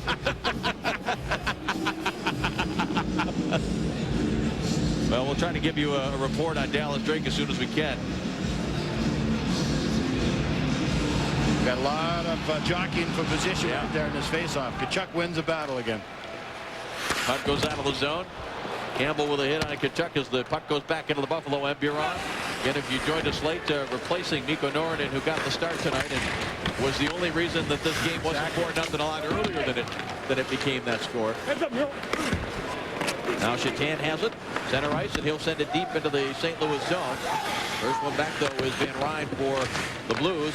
Around, not out. McKee, his shot was blocked over on the boards. Dimitri able to clear. Here is Tkachuk with it. Bellamy jumping up into the play. Tkachuk takes hold, snaps the shot, and Buron deflected that just wide. Back to Pronger, his shot. That was stopped in the circle by Shatan. And the Sabres come back into the St. Louis zone, or try to, and Bratton has to wait, regroup. Banks it ahead now for Eric Rasmussen. Rasmussen centering attempt, and that was blocked by Hamanov, who timed it well. Rasmussen given a bump there by Jamal Mayers. Puck out near the line, and Eastwood able to clear it across now for Sean Podine. Trying to one-handed into the zone and lost his footing. I think Buffalo's only had 2 shots this period, and I can't remember either one of them. Oh, I know. Yeah, you're right. They have been credited with 2. They have just 8 shots on goal.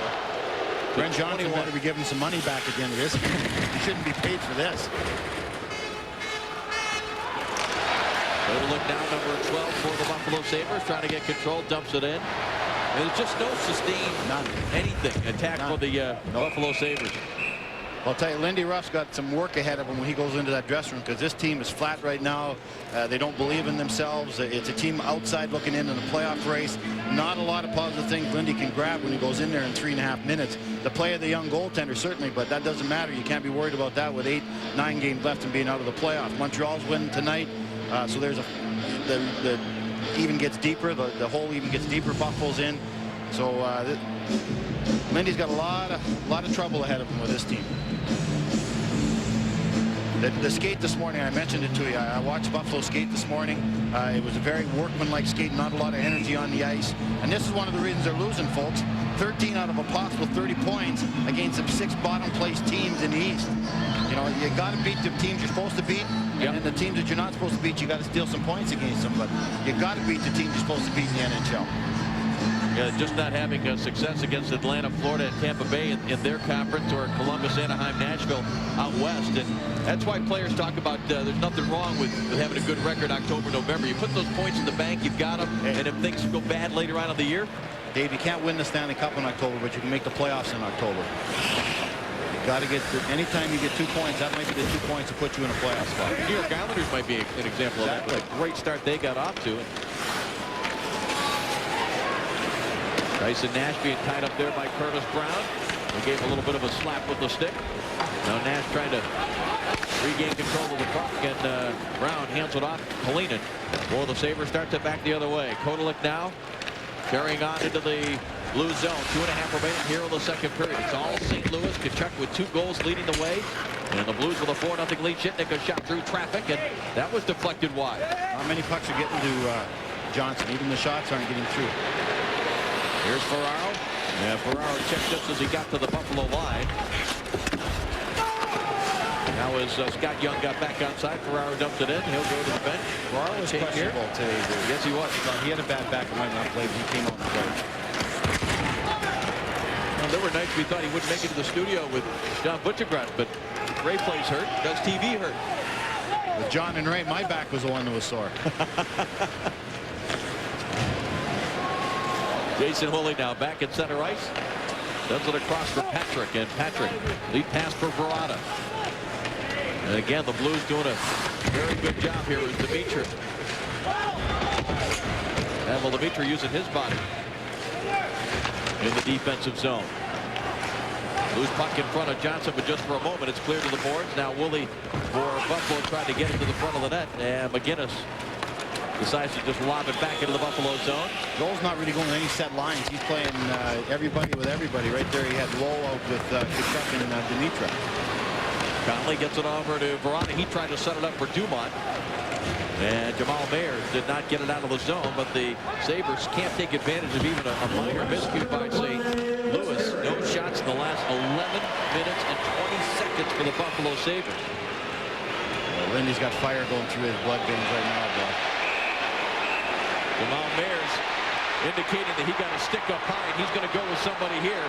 It's Rhett Warner and Jamal Mayers that have a hold of each other. And Mayers found the Dumont high stick him in front of the bench. Mayers threw Dumont down, and Warner comes in sticking up for his teammate, Dumont. And the linesmen get in there and try to get them separated. I'm just happy to see some fire out of the Buffalo Sabres right there. Warner comes in the aid of his teammate. We haven't seen a lot of fire out of that black bench tonight for Buffalo.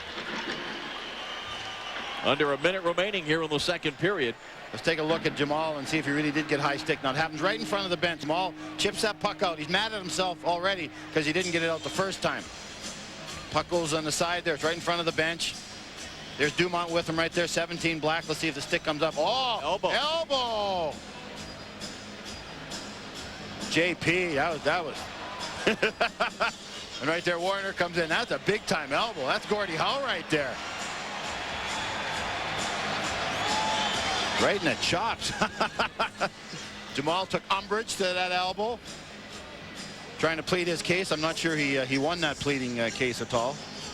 Well, stay with us. Coming up on the Southwest Airlines intermission report, Islanders and Leafs highlights, the playoff race in the East, and Neil will give us his disappointments around the National Hockey League this season. And I know a lot of people feel that right here in St. Louis it's been a disappointment, even with the effort they've had tonight. It has been a disappointment this year. I picked them to win the cup, you know, and I'm a pretty smart guy.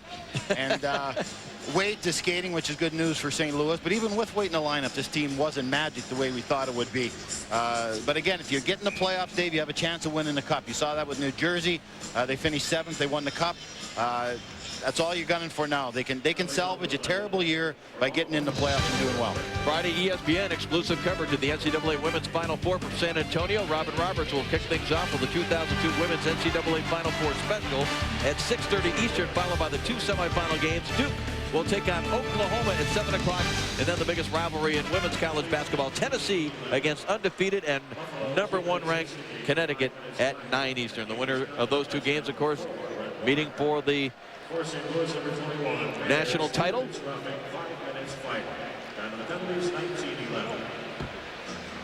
Get the penalties here. Dave's just written them down.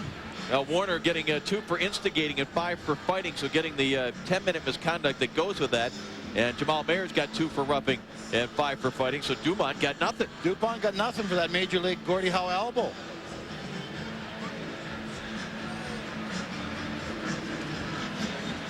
So what that means, no power play for either team. Right.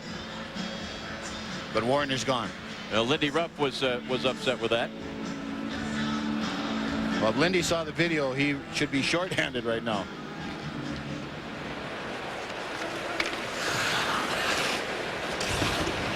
So down to the final 40 seconds of this second period, and time can't get off the clock quick enough for the Buffalo Sabres, although I don't know that they're in any hurry to get into that dressing room. Is Lindy Ruff really in this situation? Is he going to say anything? You got to say something. The best time to coach is when your team is struggling. They want answers. I don't know, with 7 or 8 games left, he shouldn't have to be yelling and screaming and kicking garbage cans over to motivate his team.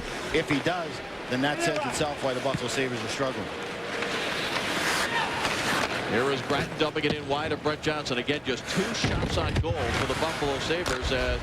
Kalina tries to add 1 to it, and a centering attempt does not get through. Here is Shatan with us. Shatan to the front of the net, and a penalty coming against St. Louis, but time's going to run out before Buffalo can get a shot to the net. So Buffalo will start the third period with a power play, but it's going to take more than that. Keith Tkachuk, who missed the team's last game because of a 1-game suspension, decided, I'm going to take matters into my own hands. One of his 2 goals, the Blues with a 4-0 lead. You're going to see what happens here right in front of the net. There's the hook behind the net by Dimitra. That was right. Had body position on him just before the end of the period. So Buffalo starts with a power play. Well, see if they can do something, get something going in a positive direction here. It's double digits in shots anyways, eh? Only 10 shots. Yeah, exactly. Only 2 shots in that period, 8 so far for the game. Here is Shatan with it, looking for somebody. Hands it off to Grattan. Grattan banks it off the boards. Jitnick on the far side, watched by Podine. It goes deep for Shatan. He sends it back to Grattan at the hash mark. Grattan sends it back. Shatan tries to jam it in. Johnson stood his ground. Puck knocked away. Rasmussen gets to it. Pronger ties him up. Now Rasmussen trying to keep the body position against Pronger.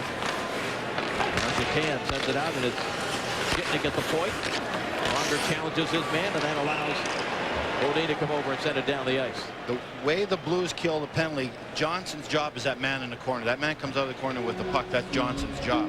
Keith Tkachuk, we talked about just about all game long, how dangerous he's been, how tough he is to handle, what a great player he is. Let's take a look at some of the things he's done. Earlier in the game, he goes in, Norton makes the save right there. A little bit later, Pronger and him on a 2-on-2. Just wins the physical battle. I could have shot that one into the open net, but I'm not sure I would have got that one coming in there. That was a pretty nice move. You might have been the defenseman. I'd have been so far out of the play, the replay wouldn't have picked me up. I wouldn't have been that close to him right there. And after that goal, they took Norton out in net for his own protection. So Tkachuk now with 33 goals as you look at his workload and production on the season. 6 times he has scored 35 or more in a season during his career. Not exactly sure what that whole conversation was about as that puck was cleared. It must have touched somebody up in the St. Louis bench. And maybe they were discussing putting some time back on. And that puck goes up into the Blues bench again. Got to be awake in those benches, man. You can't fall asleep. You get one in the chops if you're not awake. Well, right now the Sabres down 4-0, Dave. They're just looking for something positive. Lindsay's saying we can't go out and get 4 goals. Let's go out and get 1. Let's win the period. Let's give us something positive to build on in our next game against Philadelphia. You look up at the scoreboard, they see Montreal winning. As it comes back to the line for Jitnick. Jitnick fakes the shot as Young came out at him. Now Dumont tries to make the play. It's knocked away by Finley. He clears it up the boards, and Eastwood gets over there and chips it by Jitnick. And the Sabres power play has to chase it all the way back into their own zone. If you lose puck, St. Louis gets to it first and wins the physical battle for that loose puck. Here is Conley. Conley into the zone. This is the line that Lindy Ruff, when he put it together, Barry, is again the puck is cleared. Really thought he could get some offense out of Conley, Finneganov, and Dumont. All 3 are struggling. And it should be a good line. They've got speed. They can all skate. They all move the puck very well. But again, talent doesn't win you anything unless you combine it with hard work. Shatan gave up a goal against Tkachuk, didn't win the physical battle. Conley gave up a goal against Nash when he didn't win the physical battle. So talent's only great when you combine it with effort. Then you got something special. Under 10 seconds left in the Dimitra penalty. As Patrick dumps it in, and Brent Johnson able to block it along the end boards. And out of the box comes Dimitra, and the puck cleared down the ice. I think Dimitra did stay on side there, so Huron came out and played the puck away from number 38. As it comes to Curtis Brown. Brown into the St. Louis zone, gets a shot away, right pad saved by Brent Johnson. That's what that puck feels like. There's 9. And a whistle, and I think we're going to have a penalty. And while we await the call, let's go back for an update. John Saunders, Neil Smith. The LA Kings against the Oilers. Ziggy Palffy on the power play picks up his 28th of the year to start the night. LA only 3 points behind Colorado, and then Calgary against Dallas. Dallas on the outside looking in right now, Neil. Craig Conroy gets it on a breakaway. Craig Conroy's had a good year for Calgary Flames. He's really helped them out. Roots that on the power play, and the Flames up 1-0. Craig Conroy, thanks guys, a former St. Louis Blue, and boy, they've been looking to find another centerman. They've been looking to find a Craig Conroy. Yeah, they have. A lot of people are angry about that trade. Conroy was a team favorite, a fan favorite here. You look what he's done in Calgary, having a career year. Just, you know, sometimes you make a mistake when you make a trade. Davidoff got called for a delay of game. So back-to-back power play opportunities here for Buffalo. But as you see, 0 for 3, and there's 2 scoring chances. Ooh, here's a Buffalo player. The youngster Horlick went down hard. And I'm not saying Corey Stillman for Conroy was a bad deal. They got Stillman to supply some offense, and he gave him that last year in the playoffs, and he's going to give him that this year. He's going to score more goals than Conroy 9 years out of 10. Stillman has the goal that started things off for the St. Louis Blues here tonight. And it was the Keith Tkachuk show after that. Here is Shatan for Buffalo with the man advantage. Rolovic just rolls it back in deep. Brent Johnson is there. Tries to move it along the boards. It's stopped in the corner by Gratton. He goes to Shatan. Shatan trying to make something happen. Slapped at there by Finley. Shatan sends it out on the far side. Gratton redirects it straight away. Shitting back to Gratton. His shot well wide of the net. Jason Woolley tried to put it in front. It's blocked. And Scott Young will come out with it. Young takes a look and just softly sets it into the Buffalo zone. Well, Lindy and his coaching staff is going to look at this tape after the game on the plane, and they ain't going to like what they see. You're sure they're going to look at it? Got it. Yeah, you got it. Earlier in the year, you might throw it away, but with 7 games left, you got it. Biron comes out. He moves it now to Campbell. Under half a minute remaining in the Havanoff penalty. Campbell backhands it. Here's a Finneganov now. He's got Dumont with him. Finneganov makes a move on the backhand, sends it across, but one of the St. Louis players got a stick on it. Eastwood comes back now 3-on-2. Hands it off, and it comes on the right side from McGinnis, but the play was whistled offside before McGinnis could get the shot away. Well, don't forget our trivia question, ESPN.com. Looking at Joel Quenneville. How many head coaches have the Blues had during their run of 22 consecutive playoff appearances? So 22 years in a row in the playoffs, Barry. That's pretty good success. Goes back to 80. So you're thinking 6, 8 maybe, but Jacques Demers, Brian Sutter, Joe Quenneville. Who else coached in those years with St. Louis? Jacques Martin coached. There's 4. I don't know the answer, folks. 9 times out of 10, I usually know the answers.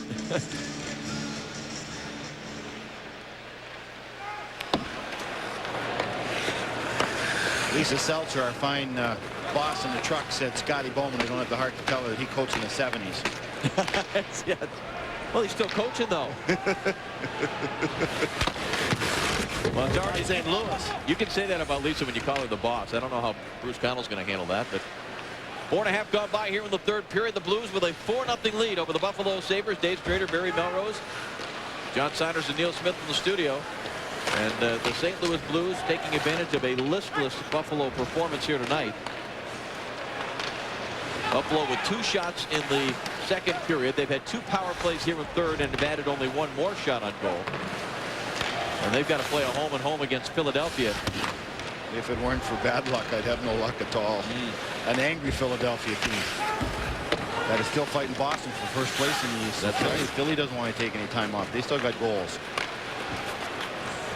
Now Mellanby sends it into the Buffalo zone. Biron settles it down there. Now McKee fans on it as he tried to clear it around. Mellanby sends it back to the line. Finley, nice play to Nash. Nash with a shot. Biron the save. Pretty good puck movement there off the quick turnover. Now side of the net. Here's Mellanby again. Mellanby using that body to protect the puck. Gets a pick there from Nash. Mellanby nearly walked right out in front. Finally somebody hit him. Campbell stood him up. Well, St. Louis looks great because no one's hitting the St. Louis Blues. The Buffalo Sabres are all poke checking and stick checking. No one's knocking any bodies down. Well, Rob Ray just knocked Tyson Nash Rob Ray. And the referee looked at Tyson Nash and said, go sit on the bench. You had that coming, and it wasn't bad enough to warrant a penalty. Tyson, you're winning 4-0. Get to the bench. I think Lindy should play Rob Ray pretty well the rest of this game. 14 minutes. Here comes Reed Lowdown to try to negate the icing, but it is touched first by Alex Zhitnik. Well, let's look at this situation right along the wall. There's Nash. There's Rob Ray. Rob says enough is enough. Blues will turn on American tomorrow for a 3-game trip to Nashville.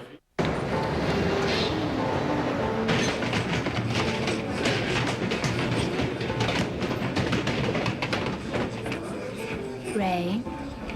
April. Dude, he's with your girl, isn't he? Yeah, that's wrong. He's wearing my jersey, too. That's really wrong.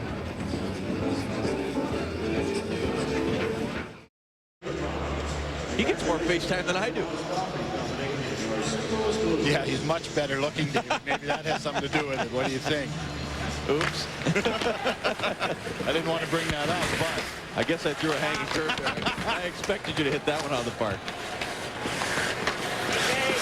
St. Louis Blues in control in a game that both teams badly needed the points. Probably Buffalo even more so than St. Louis because they're below the playoff line in the East, and they've got to climb over 3 teams. Tyson Nash trying to climb over the top of Alex Shitnick. Tyson's got some energy. Didn't like Ray giving the Rudy Poo smackdown there along the wall. The Rudy Poo smackdown. That's a wrestling term. Here is Conley. Takes the shot, now tries to hand it off. It's intercepted. Ray Ferraro back the other way. Ferraro sends it in now as Biron comes out of the net, quickly wristing it along the boards. And back inside the St. Louis blue line, taken over by Hamadon.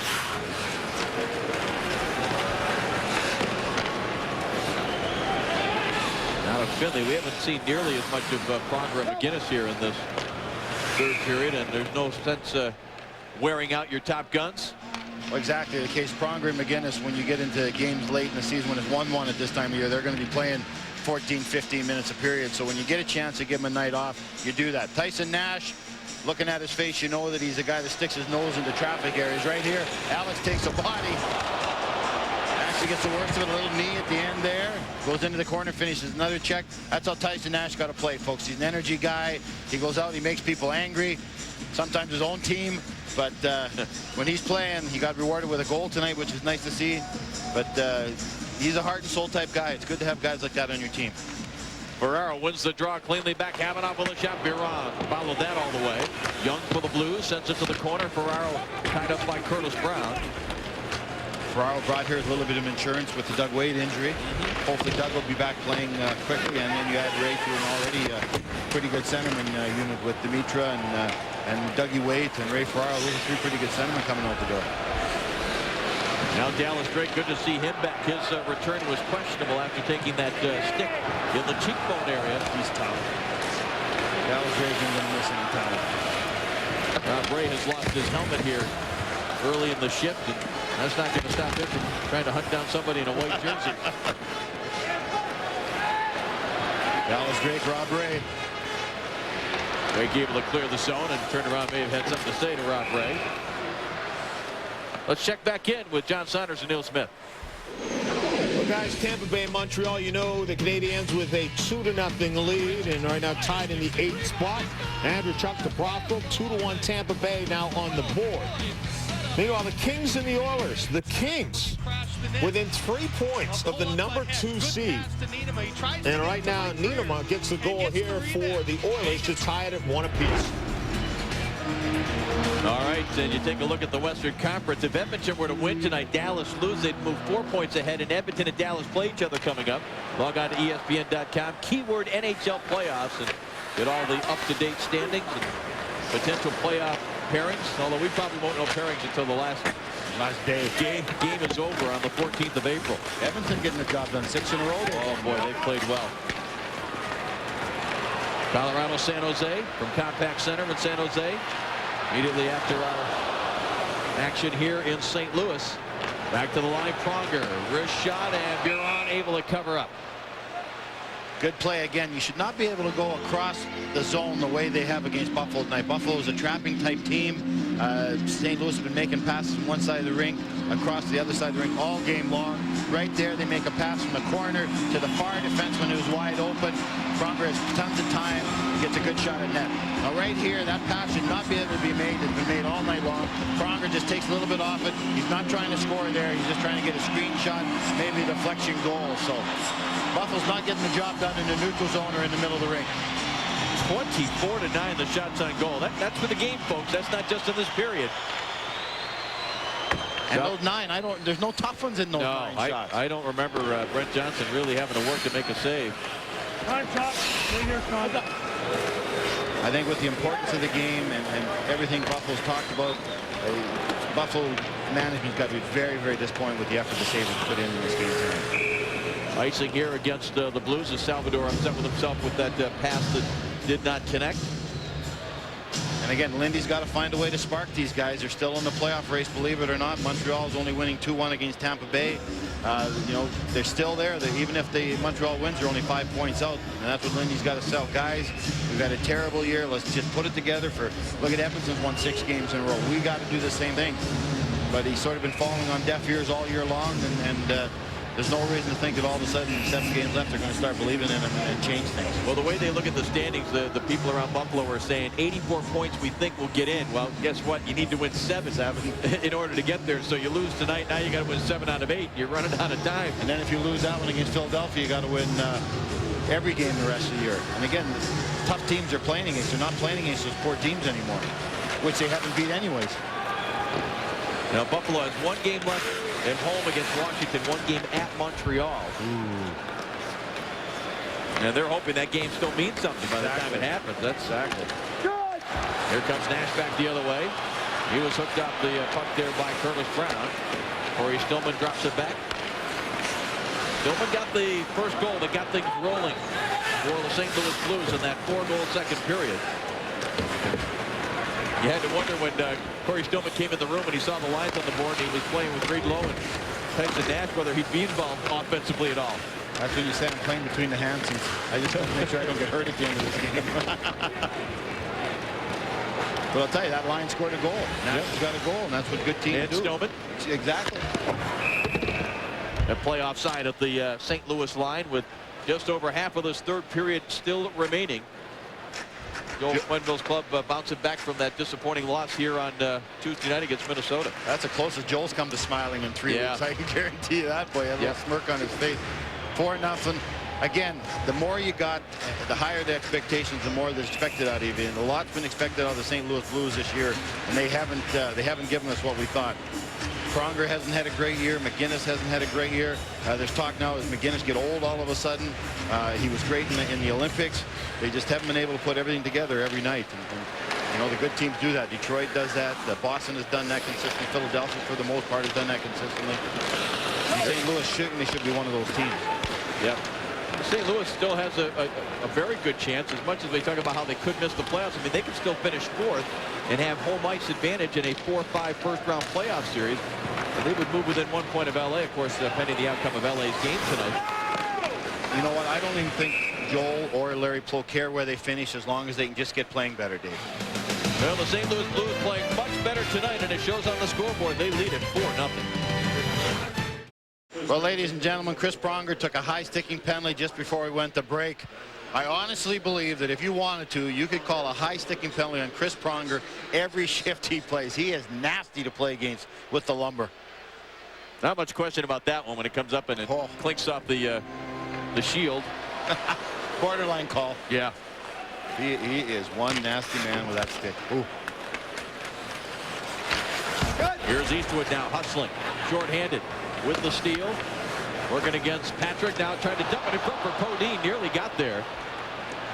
Sabres come up with it, and again on the power play, trying to get something positive happening. This team isn't flying to Philadelphia, Buffalo that is, until tomorrow. They're staying here in St. Louis for the night. Campbell sends it across. Now it comes back Patrick, now to Campbell again. Sends it to Patrick straight away. One-timer from the far side. Brent Johnson was down. I don't think the shot ever got through. And then Rasmussen couldn't get a stick on the centering attempt. Patrick again. Saved by Johnson. Rebound chances deflected to the corner. Now Campbell sends it into the corner. Shantano's there. He couldn't control. Salvador failed to clear. That shot hit the goalpost. Gratton from the tough angle tried to step it up high on the short side, and it raised off the iron. Here is Shatan taking a look again. Gratton trying to settle the puck down. Chris Gratton, who has struggled in goal scoring this year, as a lot of the Buffalo Sabres have. And again, the Blues get to that puck in the dangerous area and finally able to clear. Good news is Buffalo got to 10 shots, so Lindy can't bring that up after the game. We didn't even get 10 shots. Now Conley will wrist it in, and Johnson just watches that sail along the boards. Dallas Drake is there. Drake giving a shove, going to carry the puck out, and now just sends it all the way down the ice. Good play by Dallas Drake, good composure. Buffalo Sabres had the wall cut off, so all he did was take it up the wall, bring it right up the middle, and down the gut, and shoot it down the ice. There's Young working hard again, winds up trying the shot, just missed the net. Remember, Scott Young had 4 shots on goal in the first period. Scotty Young can fire the puck. He might have the second hardest shot in the NHL next to Al McKinnon. I'd like to practice against the Blues. Kachuk's got a rocket of a shot. Dimitra shoots the puck hard. Penalty to Pronger is over as Dumont flips it in on Brent Johnson. He steers to the side. Bryce Salvador Reverses it now for McGinnis. McGinnis to Mellanby, and Mellanby gets it out to center ice. Tkachuk has it there. Now to Pavel Dimitrov. Mellanby and Tkachuk trying to get to the front of the net. McKee with the outlet though for the Sabres. Dumont hands it off. Here comes Curtis Brown. 3 white jerseys surround him. Tkachuk stays with him. Now Rob Ray with a steal tries to center. Salvador knocks him down emphatically, and Rob Ray's going to come right back at him. Oh, stick comes up in the face of Salvador. Well, Mellanby goes over after Ray. I'm not sure if it was an elbow or maybe the butt end of his stick. Salvador and Ray were going against each other in the corner. Salvador came off the boards. Ray had hit him from behind. Salvador is a gutsy kid too. He fights and stuff, so he's not like he. Right there in the chops. I think Salvador was sort of expecting maybe that there was going to be a fight in this situation. Oh man, oh boy. That'll draw some attention from Colin Campbell in New York. I don't think there's any question about that. Hopefully Salvador is okay. Well, Friday, ESPN has exclusive coverage of the NCAA Women's Final Four, San Antonio, Texas. Robin Roberts hosting the 2002 Women's NCAA Final Four special at 6:30. 2 great semifinal matchups. Duke taking on Oklahoma at 7. That'll be followed by Tennessee against #1 and unbeaten UConn at 9. Well, the question in this play, Dave, is it 2 or 4? If Salvador is cut in any way, these days it looks like. And again, Salvador's really turned into a good defenseman, a real solid NHL defenseman. Good size, moves the puck very well. Tough kid, he'll fight anybody. It's not that he won't fight right in this situation. I think he was expecting that he would have to fight Ray at this point in the game, but Ray got a stick up and gave him one in the chicklets. But he looks like he's okay. Well, they'll have to sort it out as Salvador goes to the bench. 4-0 Blues. Salvador knows the way the game is played. He knows late in the game Buffalo's being spanked. Rob Ray's on the ice. I'm sure he expected he'd have to fight Rob Ray in this situation. Afinogenov hits him from the front. Ray hits him from the back. He knows it's Ray. He's going at him, and Rob gets a high stick up. Rob Ray got a 5-minute major high stick. He got, they called it a match penalty, Barry. A 5-minute match penalty for intent to injure.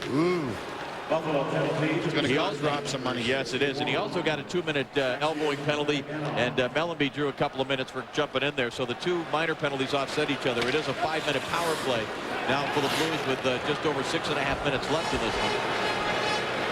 So a match penalty, intent to injure, called against Rob Ray of the Buffalo Sabres. Rod and Pronger just had a set 2 over in the wall there. And Brett Warner, as you mentioned during the break, also gone for the game for getting involved. So 2 less bodies on the bench for Lindy Ruff. Avalanche and the Sharks coming up next. Dave Ryan and Brian Engblom standing by. I wonder if Brian will reveal his golf score at Half Moon Bay. Back to the line now. Van Ryn tried to go to Corey Stillman. It's knocked away, and Shitnick able to clear.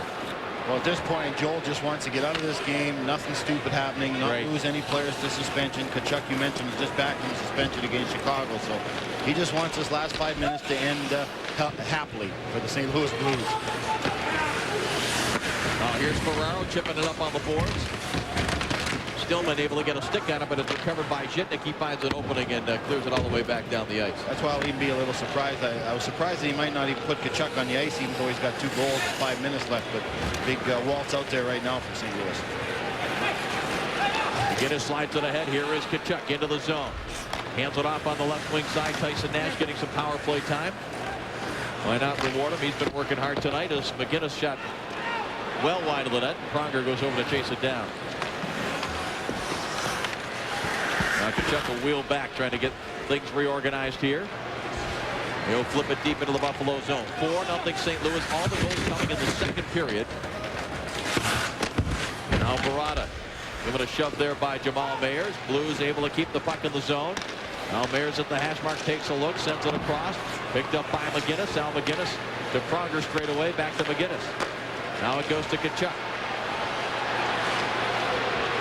Crowd urging the Blues to shoot the puck. He comes to McGinnis. He'll let it go, but it's blocked down. The breakaway chance for Barada. No.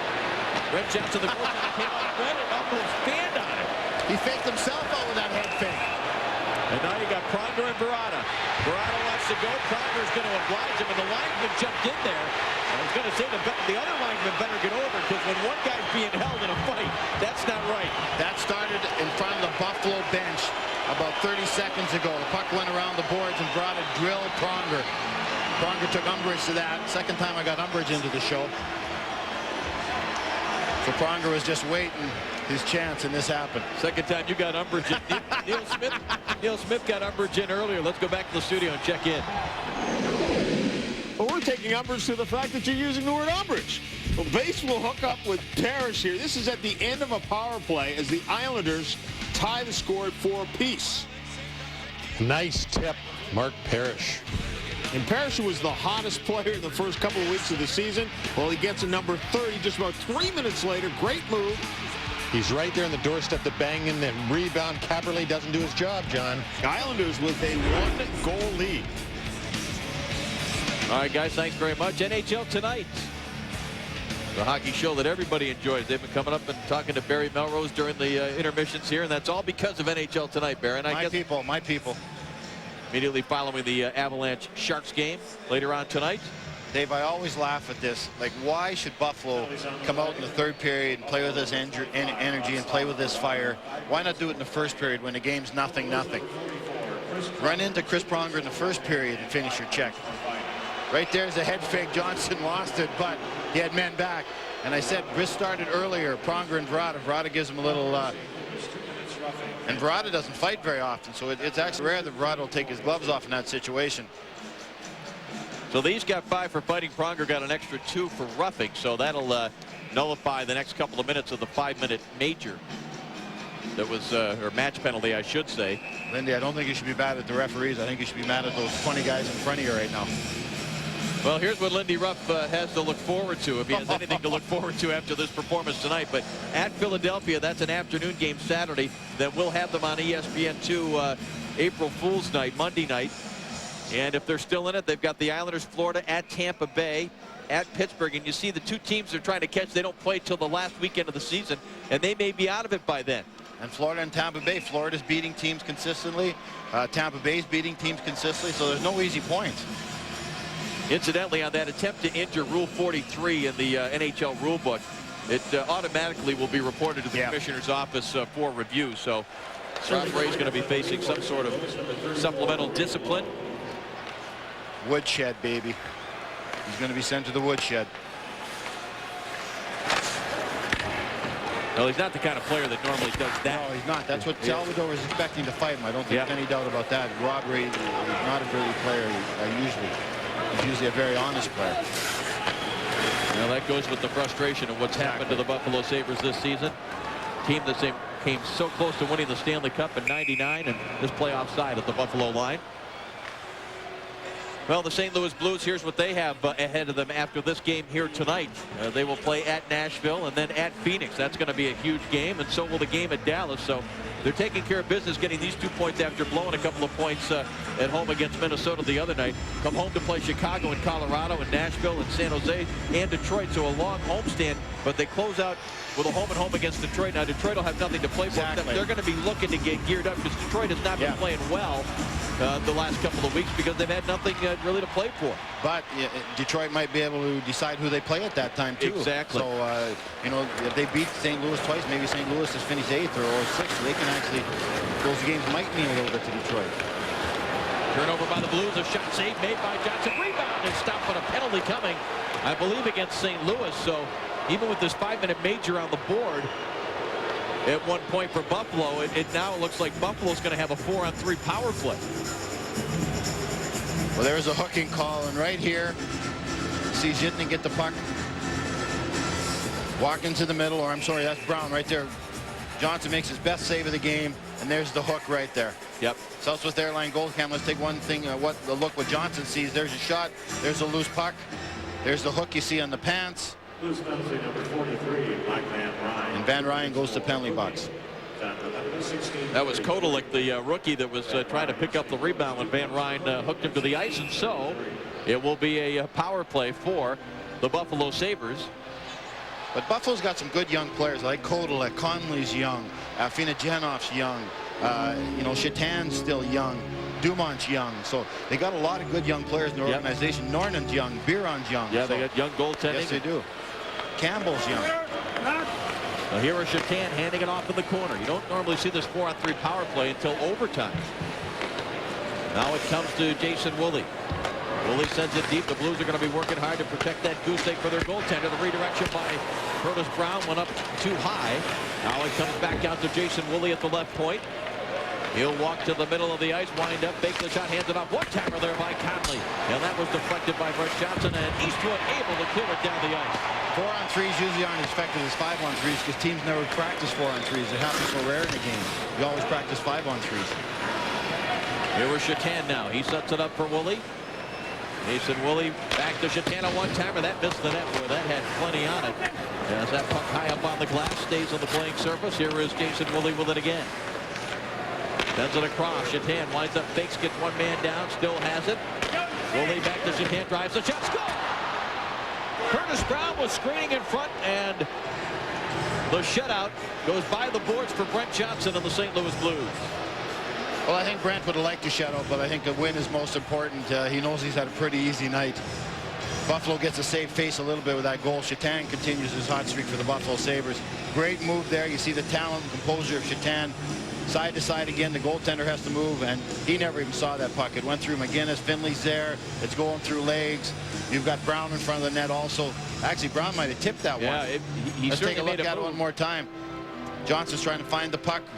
I think Brown tipped that down low right between his legs. Well, if they give it to Shatan, it'll be his 29th and his 9th in the last 12 games. And if they give it to Curtis Brown, it'll be his 18th.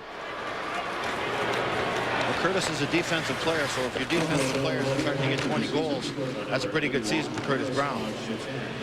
Well, they announce it as Shatan, so that'll be his 29th.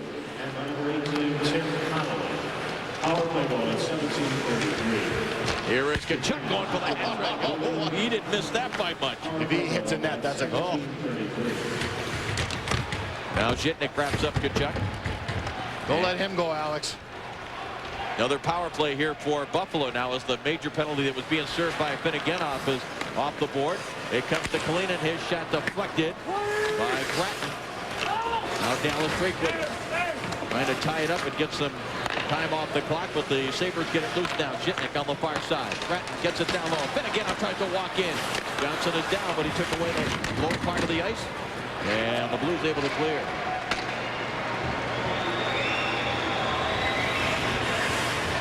Well, again, Lindy on the bench right now with a minute and a half left. He's thinking what he's going to say to this team after the game and what he has to do to get this team ready to play the Philadelphia Flyers twice coming up. This is going to be an icing call against Buffalo. Well, let's answer our trivia question. ESPN.com. How many coaches? 22 consecutive years in the playoffs. And the answer, believe it or not, is 11. Man. Look at that list. Barclay Plager, I think, was the last coach that failed to make the playoffs for the St. Louis Blues. And he had Red Berenson, Emil Francis, Jacques Demers, Jacques Martin, Brian Sutter, Bob Plager, Bob Berry, Mike Keenan, Jim Roberts, and Joel Quenneville. That's a coach every other year, and you're making the playoffs every year. That ain't right. 46% thought 8, so a little over a quarter of our fans, though, realize that you change coaches every other year, whether you make the playoffs or not. Ken Hitchcock won the Stanley Cup. He's gone. Larry Robertson won the Stanley Cup. He's gone. You want security? Buy a blanket. Barry Melrose went to the Stanley Cup Finals. He's gone. He's gone. Well before his time.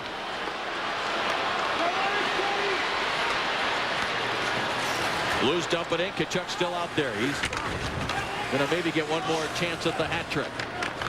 He's been the star performer for the Blues, and they needed him because, remember, he was suspended for the one game and missed the action here against Minnesota Tuesday night, the 2-1 loss. You know, the Blues greatly helping their cause before going on this road trip. Now McGinnis. His shot deflected to the face-off circle, and Campbell hands it out. Kotelik gives it off now for Campbell. He'll dump it deep into the St. Louis zone. Well, Keith isn't going to get the hat trick, but he was awesome tonight. He could have easily had a hat trick. He could have 4 or 5 goals tonight, the way he played.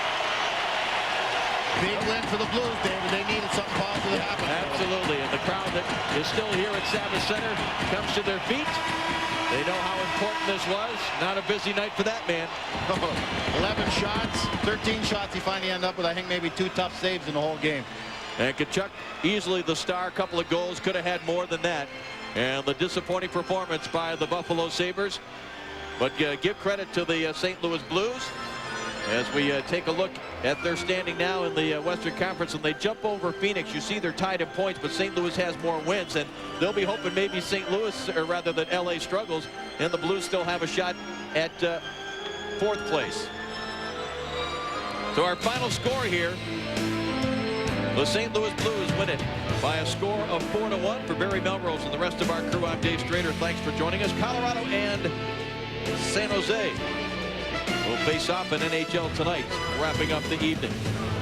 And also for our guys back in the studio, John and Neil, this has been a presentation of ESPN, the worldwide leader in sports. For more, log on to ESPN.com.